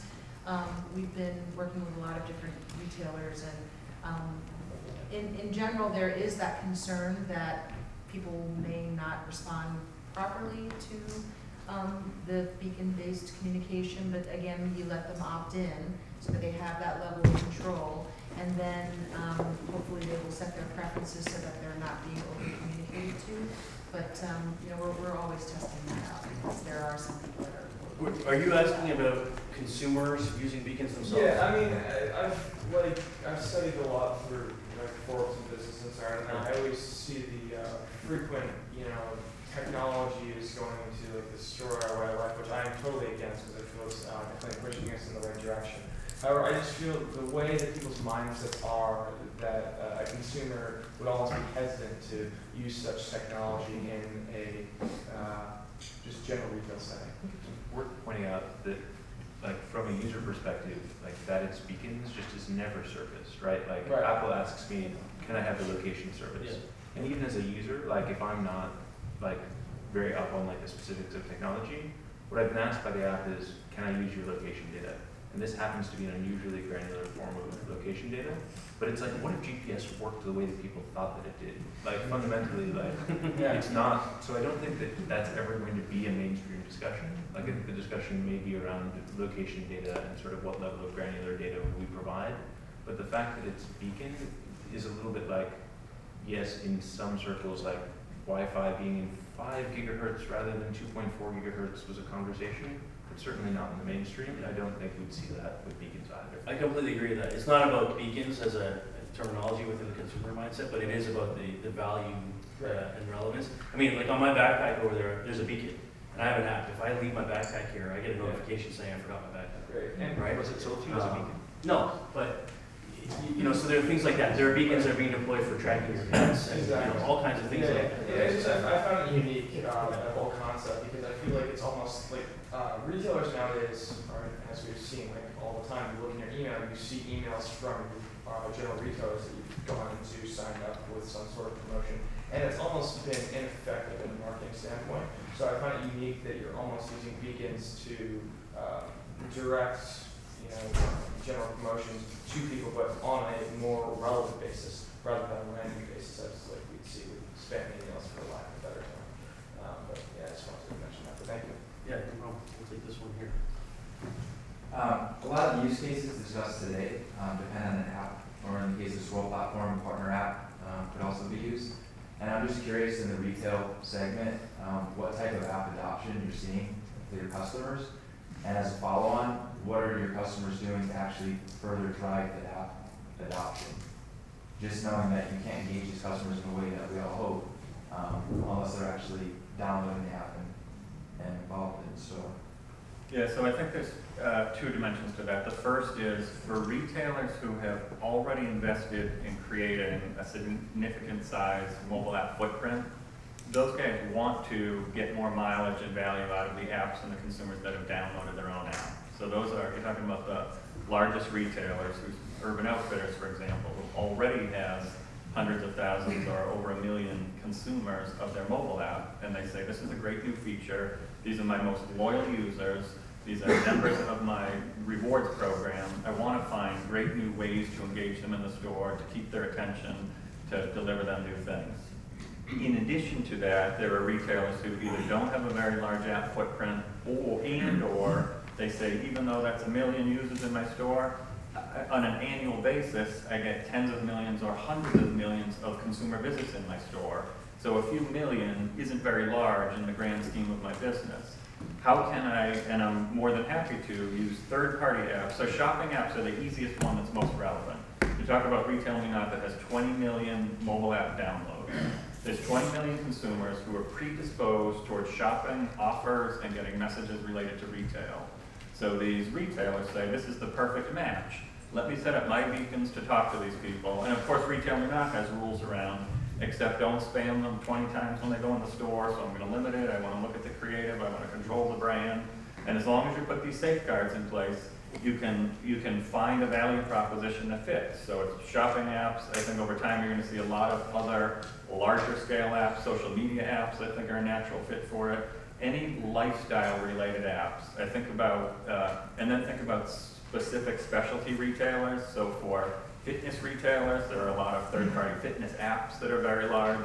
For health and pharmacy retailers, there are a lot of health-related apps that are a perfect fit for it. And it's really going to come down to matching the app audience with the retail vertical to find those matches and provide them at scale. If I can add something to that. So, you know, I think it's, when you look at the basic tenets of advertising, you know, whether you're a retailer or a pharma company or whatever, it's still about reach and frequency. Those are the only two things that advertisers make decisions on at the end of the day, and always have. So, you know, when you tie into these third-party apps like a Retail Me Not, that's how you get reach, right? And the question becomes, you know, what's the appropriate frequency to engage people in that particular vertical or in that particular retail environment? And those are the things you have to think about. It also raises the question of, you know, it's while this discussion tonight is focused on beacons, it's not the only indoor technology, and some of them don't require apps or even hardware, right? And so there are many alternative solutions out there that retailers are considering within the set of solutions to be looked at. So yeah, I'll go back there first because you guys. Yes. So this is more of a technical question, but how do you get around the 20 beacon limit per app for iOS, and how would that work for a third-party shopping app? Or Level Up, what we do actually is the UUID that we're using across all of our beacons is the same, and we're differentiating on the major and minor to be able to figure out location pieces. I think another aspect of sort of understanding the technology is we talk about pushing beacon messages, but in fact all we're doing is saying like, hey, like this thing is here, and then it's a full loop. Like if you have no cell data service on your phone at that moment in time, you're not going to get anything. It's functionally a push notification that's triggered by a better beacon. So you push and then they open it, and then you push something else? Functionally, you're pushing a rich push message down based on a trigger that's come through your app. So your app's sitting there listening for UUID X, and then once it hears it, it wakes up the app.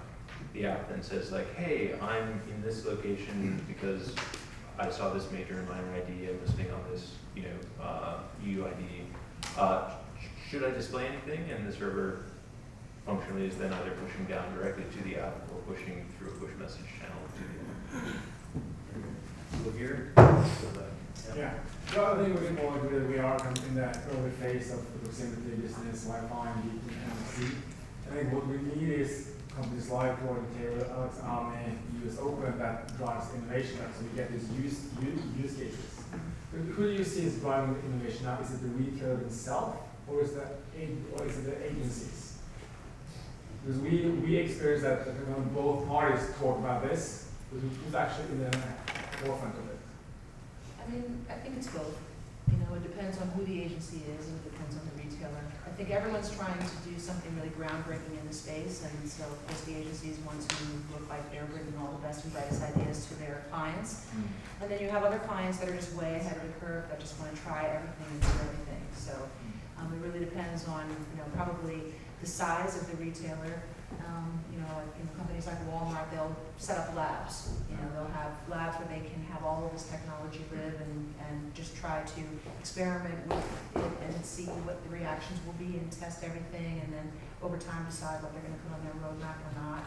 And then in that case, they might be working with multiple agencies, so no one agency would take credit for all of those ideas. But certainly in my world, working with partners, everybody wants to be the one to bring that really big idea to their client. But in retail, I think a lot of them are pretty far ahead in terms of the ideation. So based on the deployment that you had, would you say that it's mainly, right now, based on where we are, is it mainly the agencies that have been driving the innovation, or is it the retailers themselves? I mean, personally, I've seen both. Yeah, so I would say based on my experience, I would not generalize. I think it has nothing to do with the organization, with the sort of category that you put them in, and it has much more to do with the specific organization or the people that you're dealing with. And in our case, that's come sometimes from retailers, sometimes from agencies, sometimes from brands, and sometimes from the vendors. And so you've just covered the entire sort of part of the ecosystem. And I think it's really dependent on the individual company, brand, agency, or vendor you're talking about. We all have to play with all these different organizations. So if your question is, can I go target agencies and then that will drive the entire ecosystem, I think the answer is no. You're going to miss out on a lot.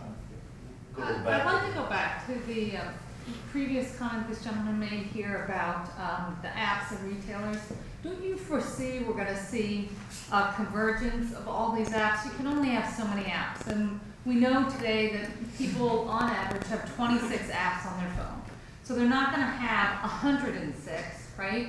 That they're going to go to hopefully the mall, and there's going to be one app at the mall, and you're going to get various pushes. But when do you foresee, like, where are we on this kind of tipping point in convergence? How far away are we from some level of consolidation so that we're not required to download an app per retail establishment and per restaurant, et cetera, and this grows gigantically, and we all just start deleting them all off our phone to make room for the next one, for the next place to go. Like, it just isn't scalable. So what do you foresee this world to look like in terms of getting this convergence? I guess I just fundamentally disagree. I think if you look at kind of core economics for both Apple and for Google, they want you to download more apps. Like, if that becomes a problem and people start deleting apps off of their phone en masse because they only want to have 12 apps, like, the best UX designers on earth are going to be spending time figuring out how to make sure that that doesn't happen. I think we'll see context to make the right app that you need at the right moment in time surface. Some of the stuff that like Yahoo Bot with API, Wilsura, one of these sort of app surfacing type tools. I think fundamentally there's so much money tied into getting you to download a specific app and so much brand ego in wanting to provide a customized experience that I would imagine what we'll see is ever developing UX paradigms around how to best surface a particular app context. But fundamentally, like, one app, like we saw in digital wallets kind of fall apart, right? Like, ISIS or the original Google Wallet said like, oh, you're not gonna have 12 retailer apps, you're gonna have one retailer app, except now you're gonna have to flip through 12 cards to get to the thing. It's all sort of the same nonsense, like, and fundamentally I think your phone is the wallet, your phone is a container of potentially infinite space. You know, I think as we get data connectivity be faster, whether or not there's 16 gigs of, you know, space in your phone or whether or not there's an infinite amount will cease to matter. And so I don't know that I foresee a world in which there are 5 apps. So the closest would be like the kind of Asian sort of experience of like a OK Cashback or a Rakuten, like these sort of like everything in one, and I'm not sure that that's any less overwhelming than 1,000 apps in a phone. I think the best answer is that the information superhighway is still a dirt road, and we have meetings like this to figure it out. And I would just add on to that and say that people aren't going to have 100 apps on their phone. They're only going to have the apps that are serving them the best. And that might change over time, you know? I mean, if you are a frequent flyer on JetBlue, you're gonna have a JetBlue app. That's your best customer. You're not gonna delete that app probably in favor of a general airline app. I think that people are gonna continue to have their brand loyalties, and those brands that are serving them properly on the mobile device, which is the device that we all have on us at all times, those are the ones that are going to win. So you might download 100, but after a while, you're probably going to delete some and you're gonna keep the ones that are really serving you the best. What is it, like, I think 70% of apps are deleted after 30 days. So, but people are constantly downloading apps and getting rid of the ones that aren't doing anything for them. So I think the key is going to be serving the consumer. We've done a little bit of research in this space, and, you know, I'll tell you where I think it's pointing from our perspective, which is, you know, we think in general, like apps will always be there in some form for the next while anyways, but we think that there's a transition from the apps as we know them today that are persistent, that, you know, you install on your device, to apps that are temporal. And so in other words, it's the mashup between the world of apps and the world of IoT, where the buildings are smart and everything is smart around it. So in other words, there may be an app for the museum around the corner that you only really need when you're at the museum. So what'll happen is you'll approach the museum, the building will detect that you're in proximity to it. It'll push you a message saying there's an app that can enhance your experience while you're here. You download it, you have a fantastic time, and then when you leave the building, it thanks you for for that, and asks if you'd like that app to be removed from your device. You know, so that's how we see sort of the evolution of apps, where they're temporal in nature. I think it's also about, I think this is really about segmented audiences based on what they want and what they need. I think about the pharmacy apps, so Walgreens or CVS, that have 6 to 10 million mobile app downloads. When you talk about people with those apps who have an affinity to those brands, those companies are thinking about really deep experiences and personal experiences with your prescription information on it and your health information on it. And not everybody is willing to share that information. Not everybody has that affinity to those brands. But those that do love it, and they're not going to leave it. And the more that those brands can build even stronger bridges, the more they're going to continue to sort of use and enrich these experiences. But those are the 5 or 6 apps that you use all the time, right? Like your travel, like airline app, if you're like me, or your banking app that stores all your credentials. Like those are things that you have to have. It requires processing power of the device. It requires a lot of things. But most of these other things don't, and can be very temporal. You've been waiting. Yeah, I was gonna say, I definitely feel like Apple, for example, would never, if they found an issue with the amount of apps that were being deleted or downloadable, for example, all in-app purchases that are made from applications, Apple takes 30%. So that's one of their largest money makers, number one. Number two, I also think with the current advancements in cloud technology, that, you know, the amount of space on your phone has ever been expanded. So, you know, how many apps you can truly have is really limitless in that sense. Like, I still can remember when I would just, you know, go through the Apple Store and realize I had, you know, another 45 apps that weren't on my phone, but were still on Apple's cloud service that just by touching the button I could download because I've already purchased them previously. We used to talk about like which emails are you going to keep. Like, I don't know, I'm a Gmail customer. I haven't thought about whether or not I delete an email forever. I think it's very likely that we'll imagine, like, you'll walk into the museum and the concept of downloading or not downloading the app is going to be somewhat meaningless at a certain amount of speed. And then, like, when you leave, it won't be presented to you into a context, but whether or not it's installed or not, it's like, well, once I archive that email in my Gmail, whether or Yeah, not it's and it stored depends or on what not. sensors it requires for the device. I mean, if you need to use augmented reality while you're walking around the museum, well, okay, now I need access to the camera, I need access to all these other things, right? So there are these considerations to think about, right, as we move forward. In the middle. Yes, we, Antonio has a question. Hi, this is first to Rob, but when you are marketing the beacons themselves to a retailer, in my case to a transit agency or a college or public place, what are the perceived or real implications in security for having a beacon in the public space and have bad actors have access to that sort of sensor? Yeah, so there's a couple of levels of security that you need to think about. One, especially in outdoor locations, is physical. So where do I put it so that it doesn't get stolen, smashed, taken, etc.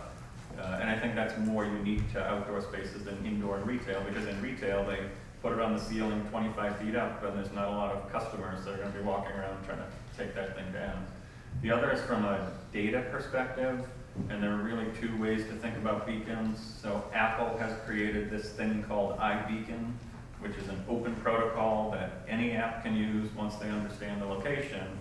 And that's great for public spaces because developers can go build apps, listen for those signals, interact with them, and create valuable services around it.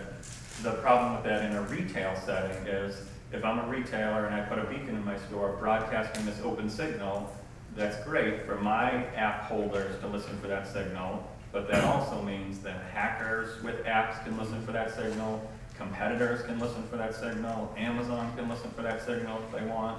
So retailers suddenly lose control of knowing this person is in the shoe department of my store.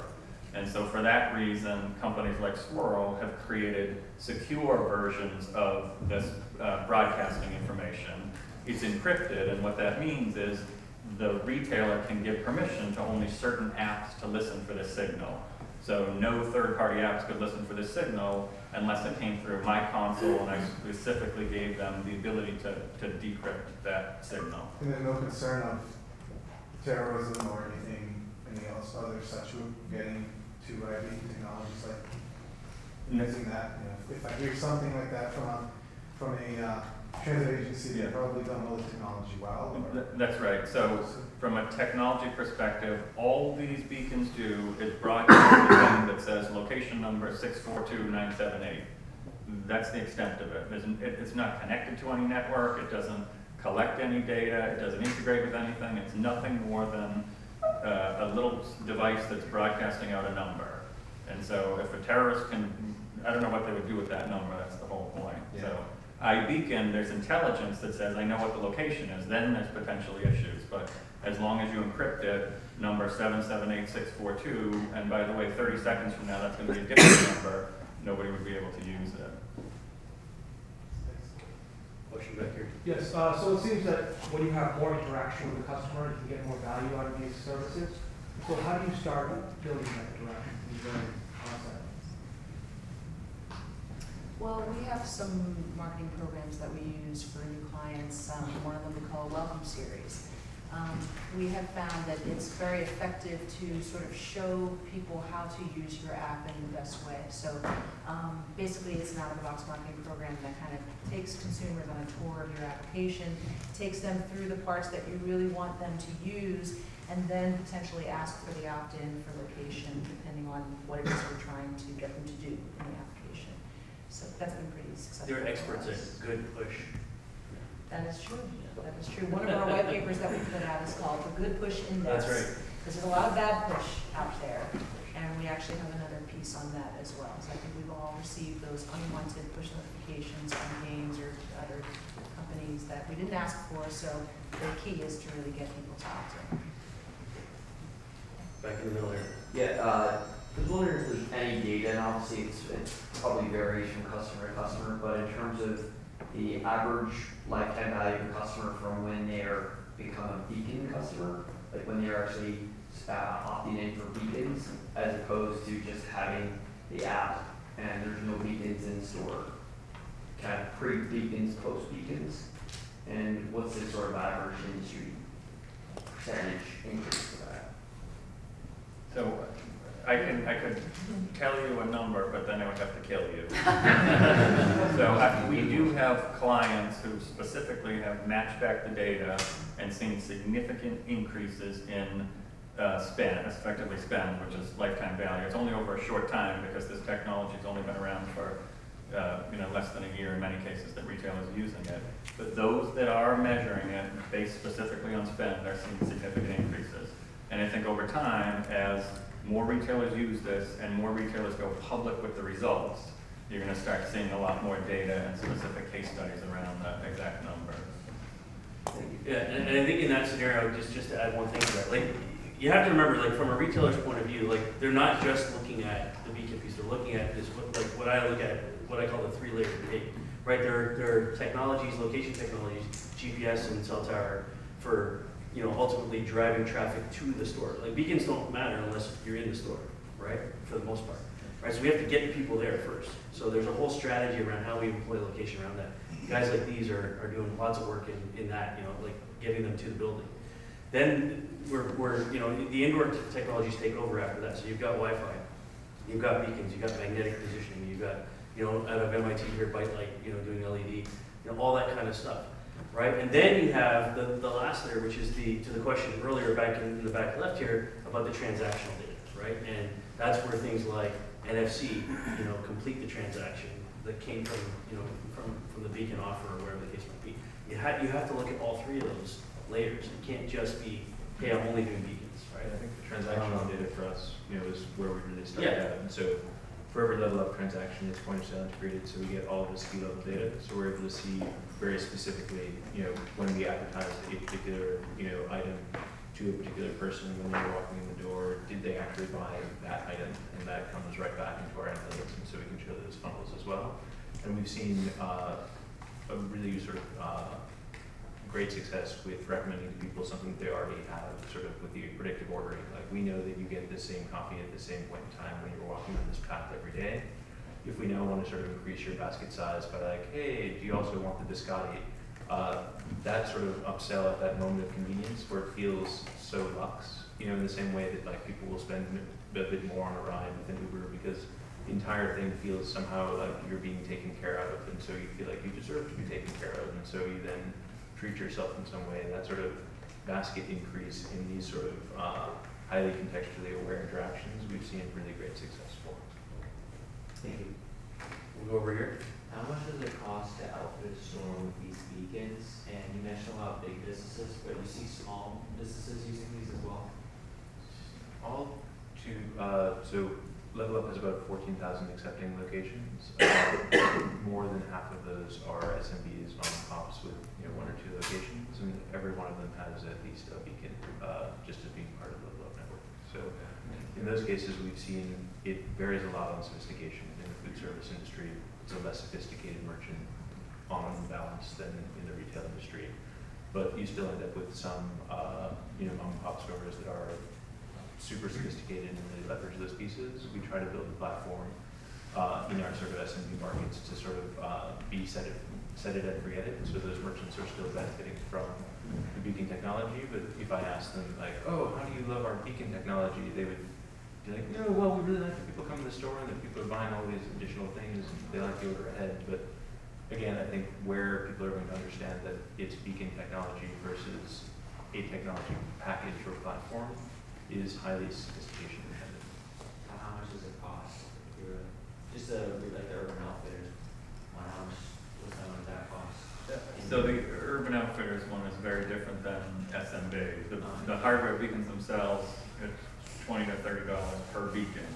Across Urban Outfitters, which is hundreds of stores, it's starting to get up there, but the real expense is in this enterprise software that they're buying. Think about like buying Adobe Marketing Cloud, for example. A small business is not going to pay the licensing fee for something that's heavy duty, that's that sophisticated. Where in Urban Outfitters, where you're managing hundreds of campaigns across hundreds of stores, across third-party publisher networks, it's just a much larger scale capability than an SMB would typically want.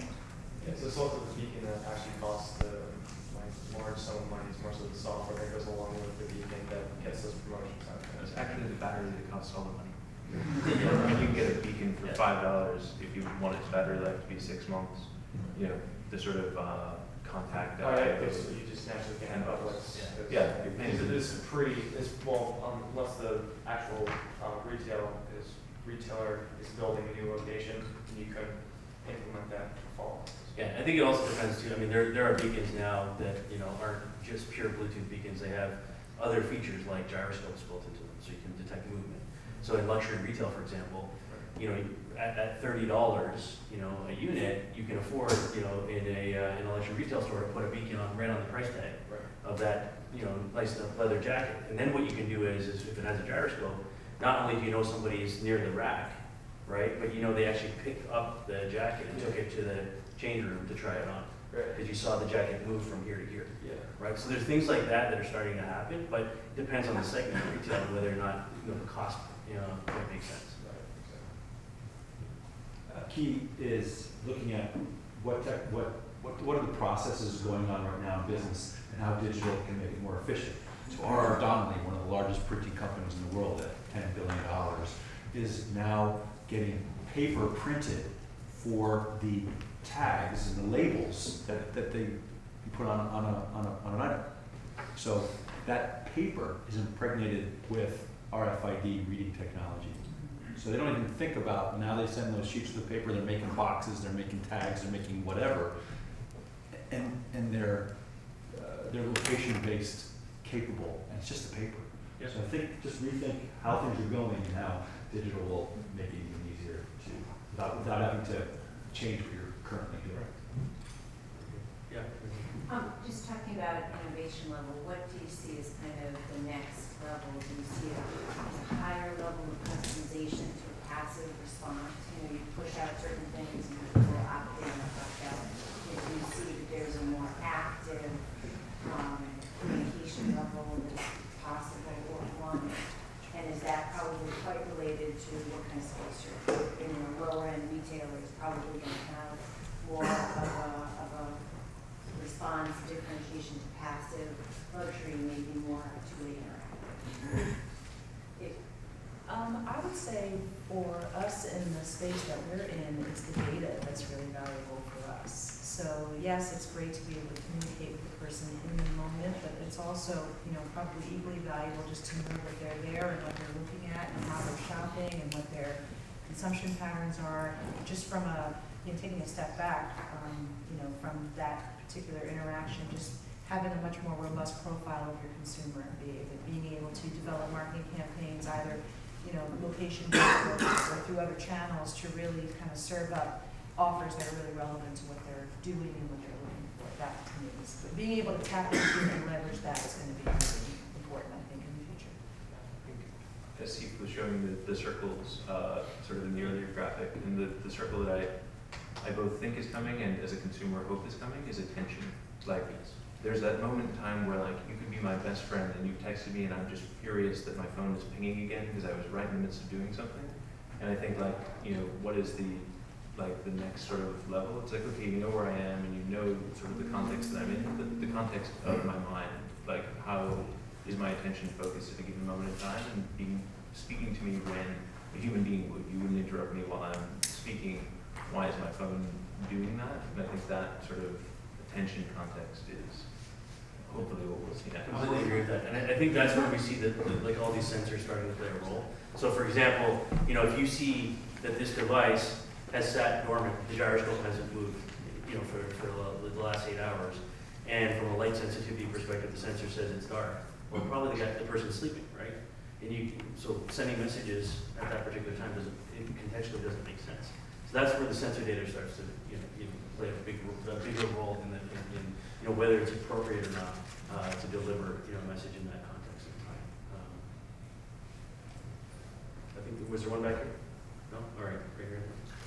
I had a question about a different kind of next level. Do you have any thoughts or, you know, there's going to come a time where you each have your clients, right? So, and what you've been talking about sounds to me like basket maximization, right? And we all know there's a huge opportunity there. What are your thoughts about when a person is standing in the middle of the mall? You know, just as an example, how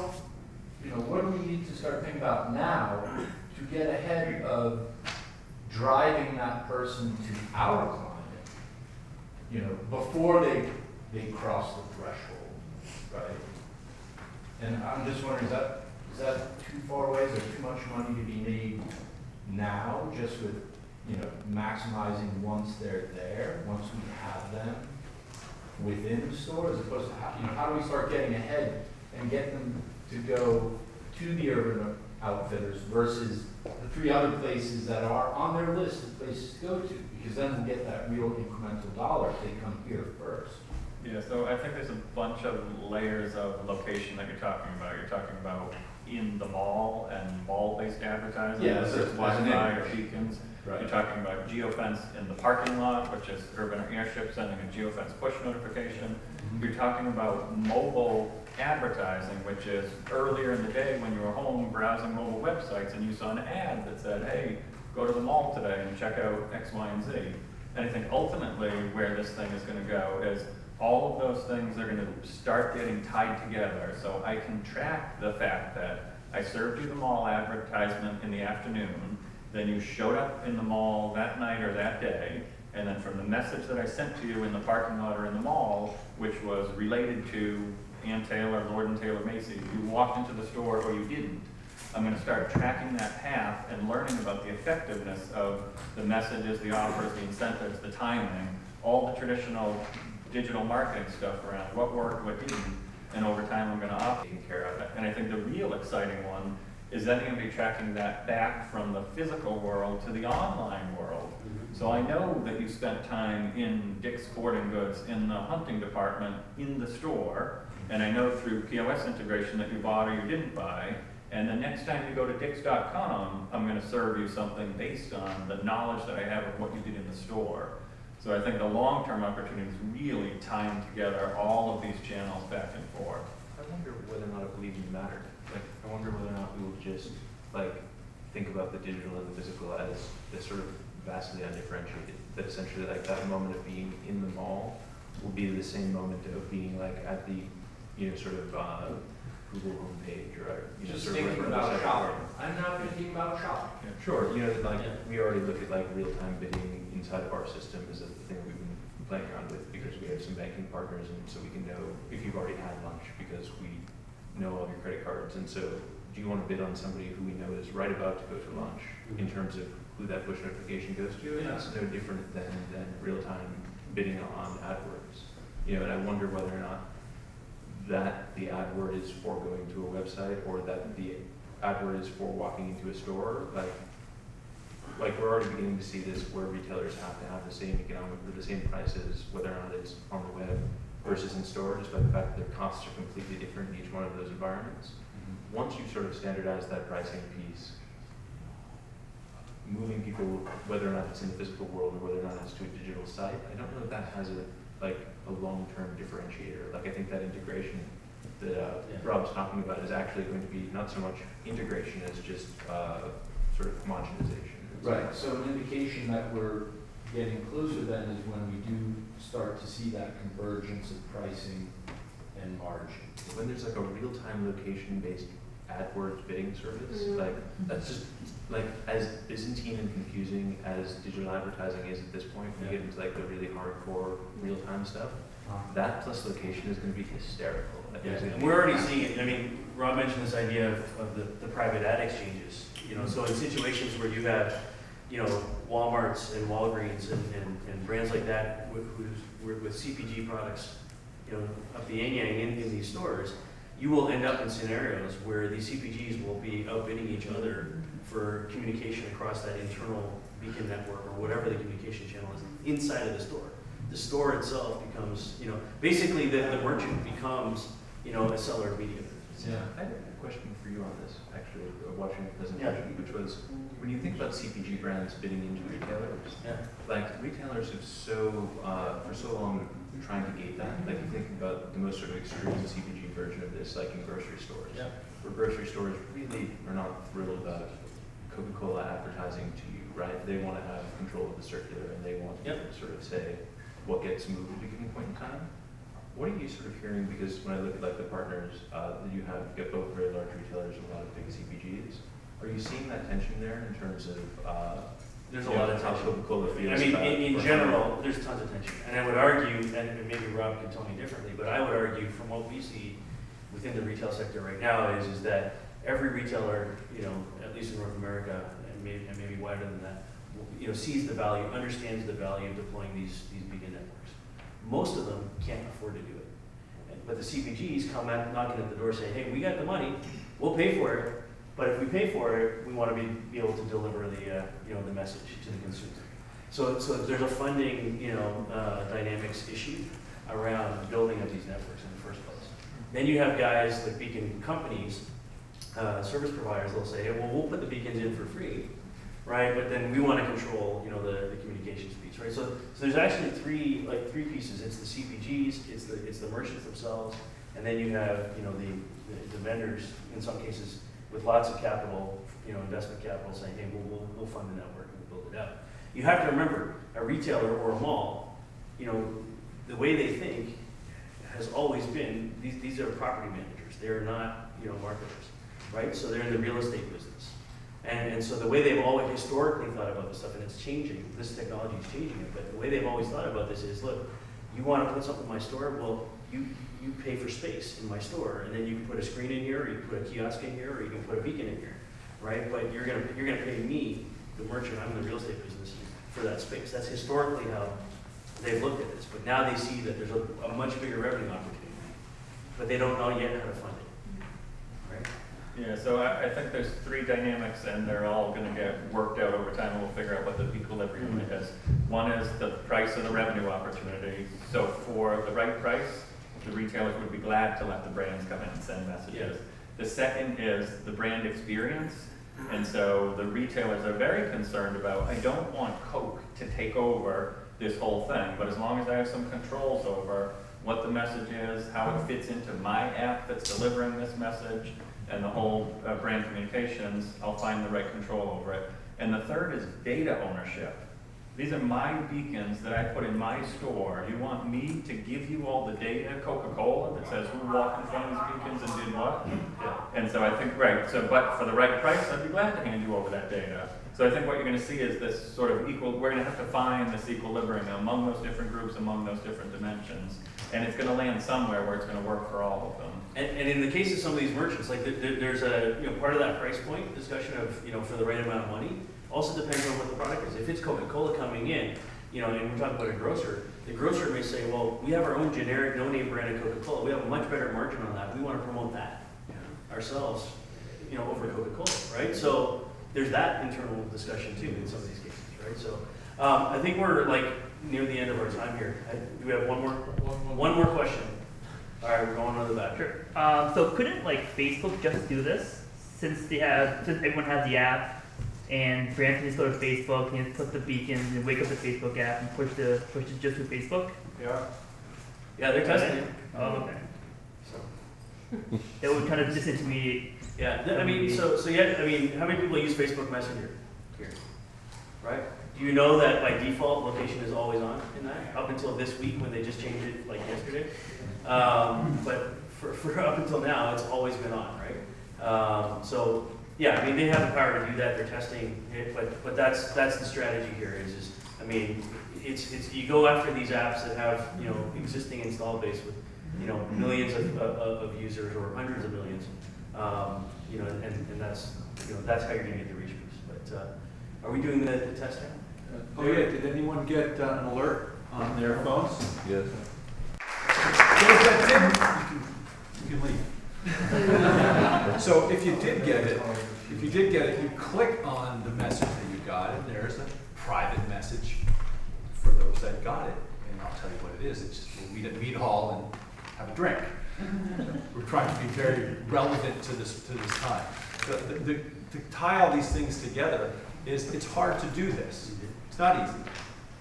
There's gold at the end of this rainbow, and you're just participating a little bit in it now, and come back to the next event, which we'll remind you about in a minute, because we're going to do more of this kind of stuff. I'm David Cutler. I work with Eat Media, and I want to help all of you take better use of all this efforts that these guys are doing. So, thanks for playing. Yeah.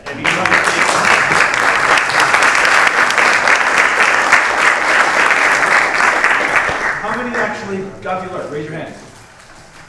Great, all right, hey, it worked, it was worth a try. I associated with this in 10 years. These are 4 really, really fun. Clean up your mess afterwards, okay, please?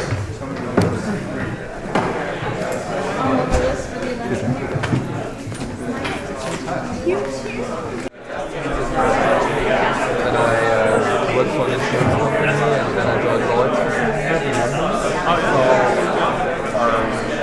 Traditional stuff, but now what we do is we build these something. Okay. Så vi gör det mjukvarubaserad elhusvisualiseringsmotor som kan crowdsourcas. Yeah. Så du kan få 1,5 meter till 3 meter precision utan hårdvara. Yeah. Antonio, nice to meet you. Yeah, you too. Do you have made available or? I can send you something if I can get your contact information. So, kind of get a gist of what I looked at the site briefly. Broadcasting system with the geofencing. Well, I mean, what we do is we leverage the. I think there's a creating order strategy. Here's all the info on his past purchases, what he likes, what his behavior. No, exactly, and that's kind of still no, we have the tools and capabilities to do that, but from a build.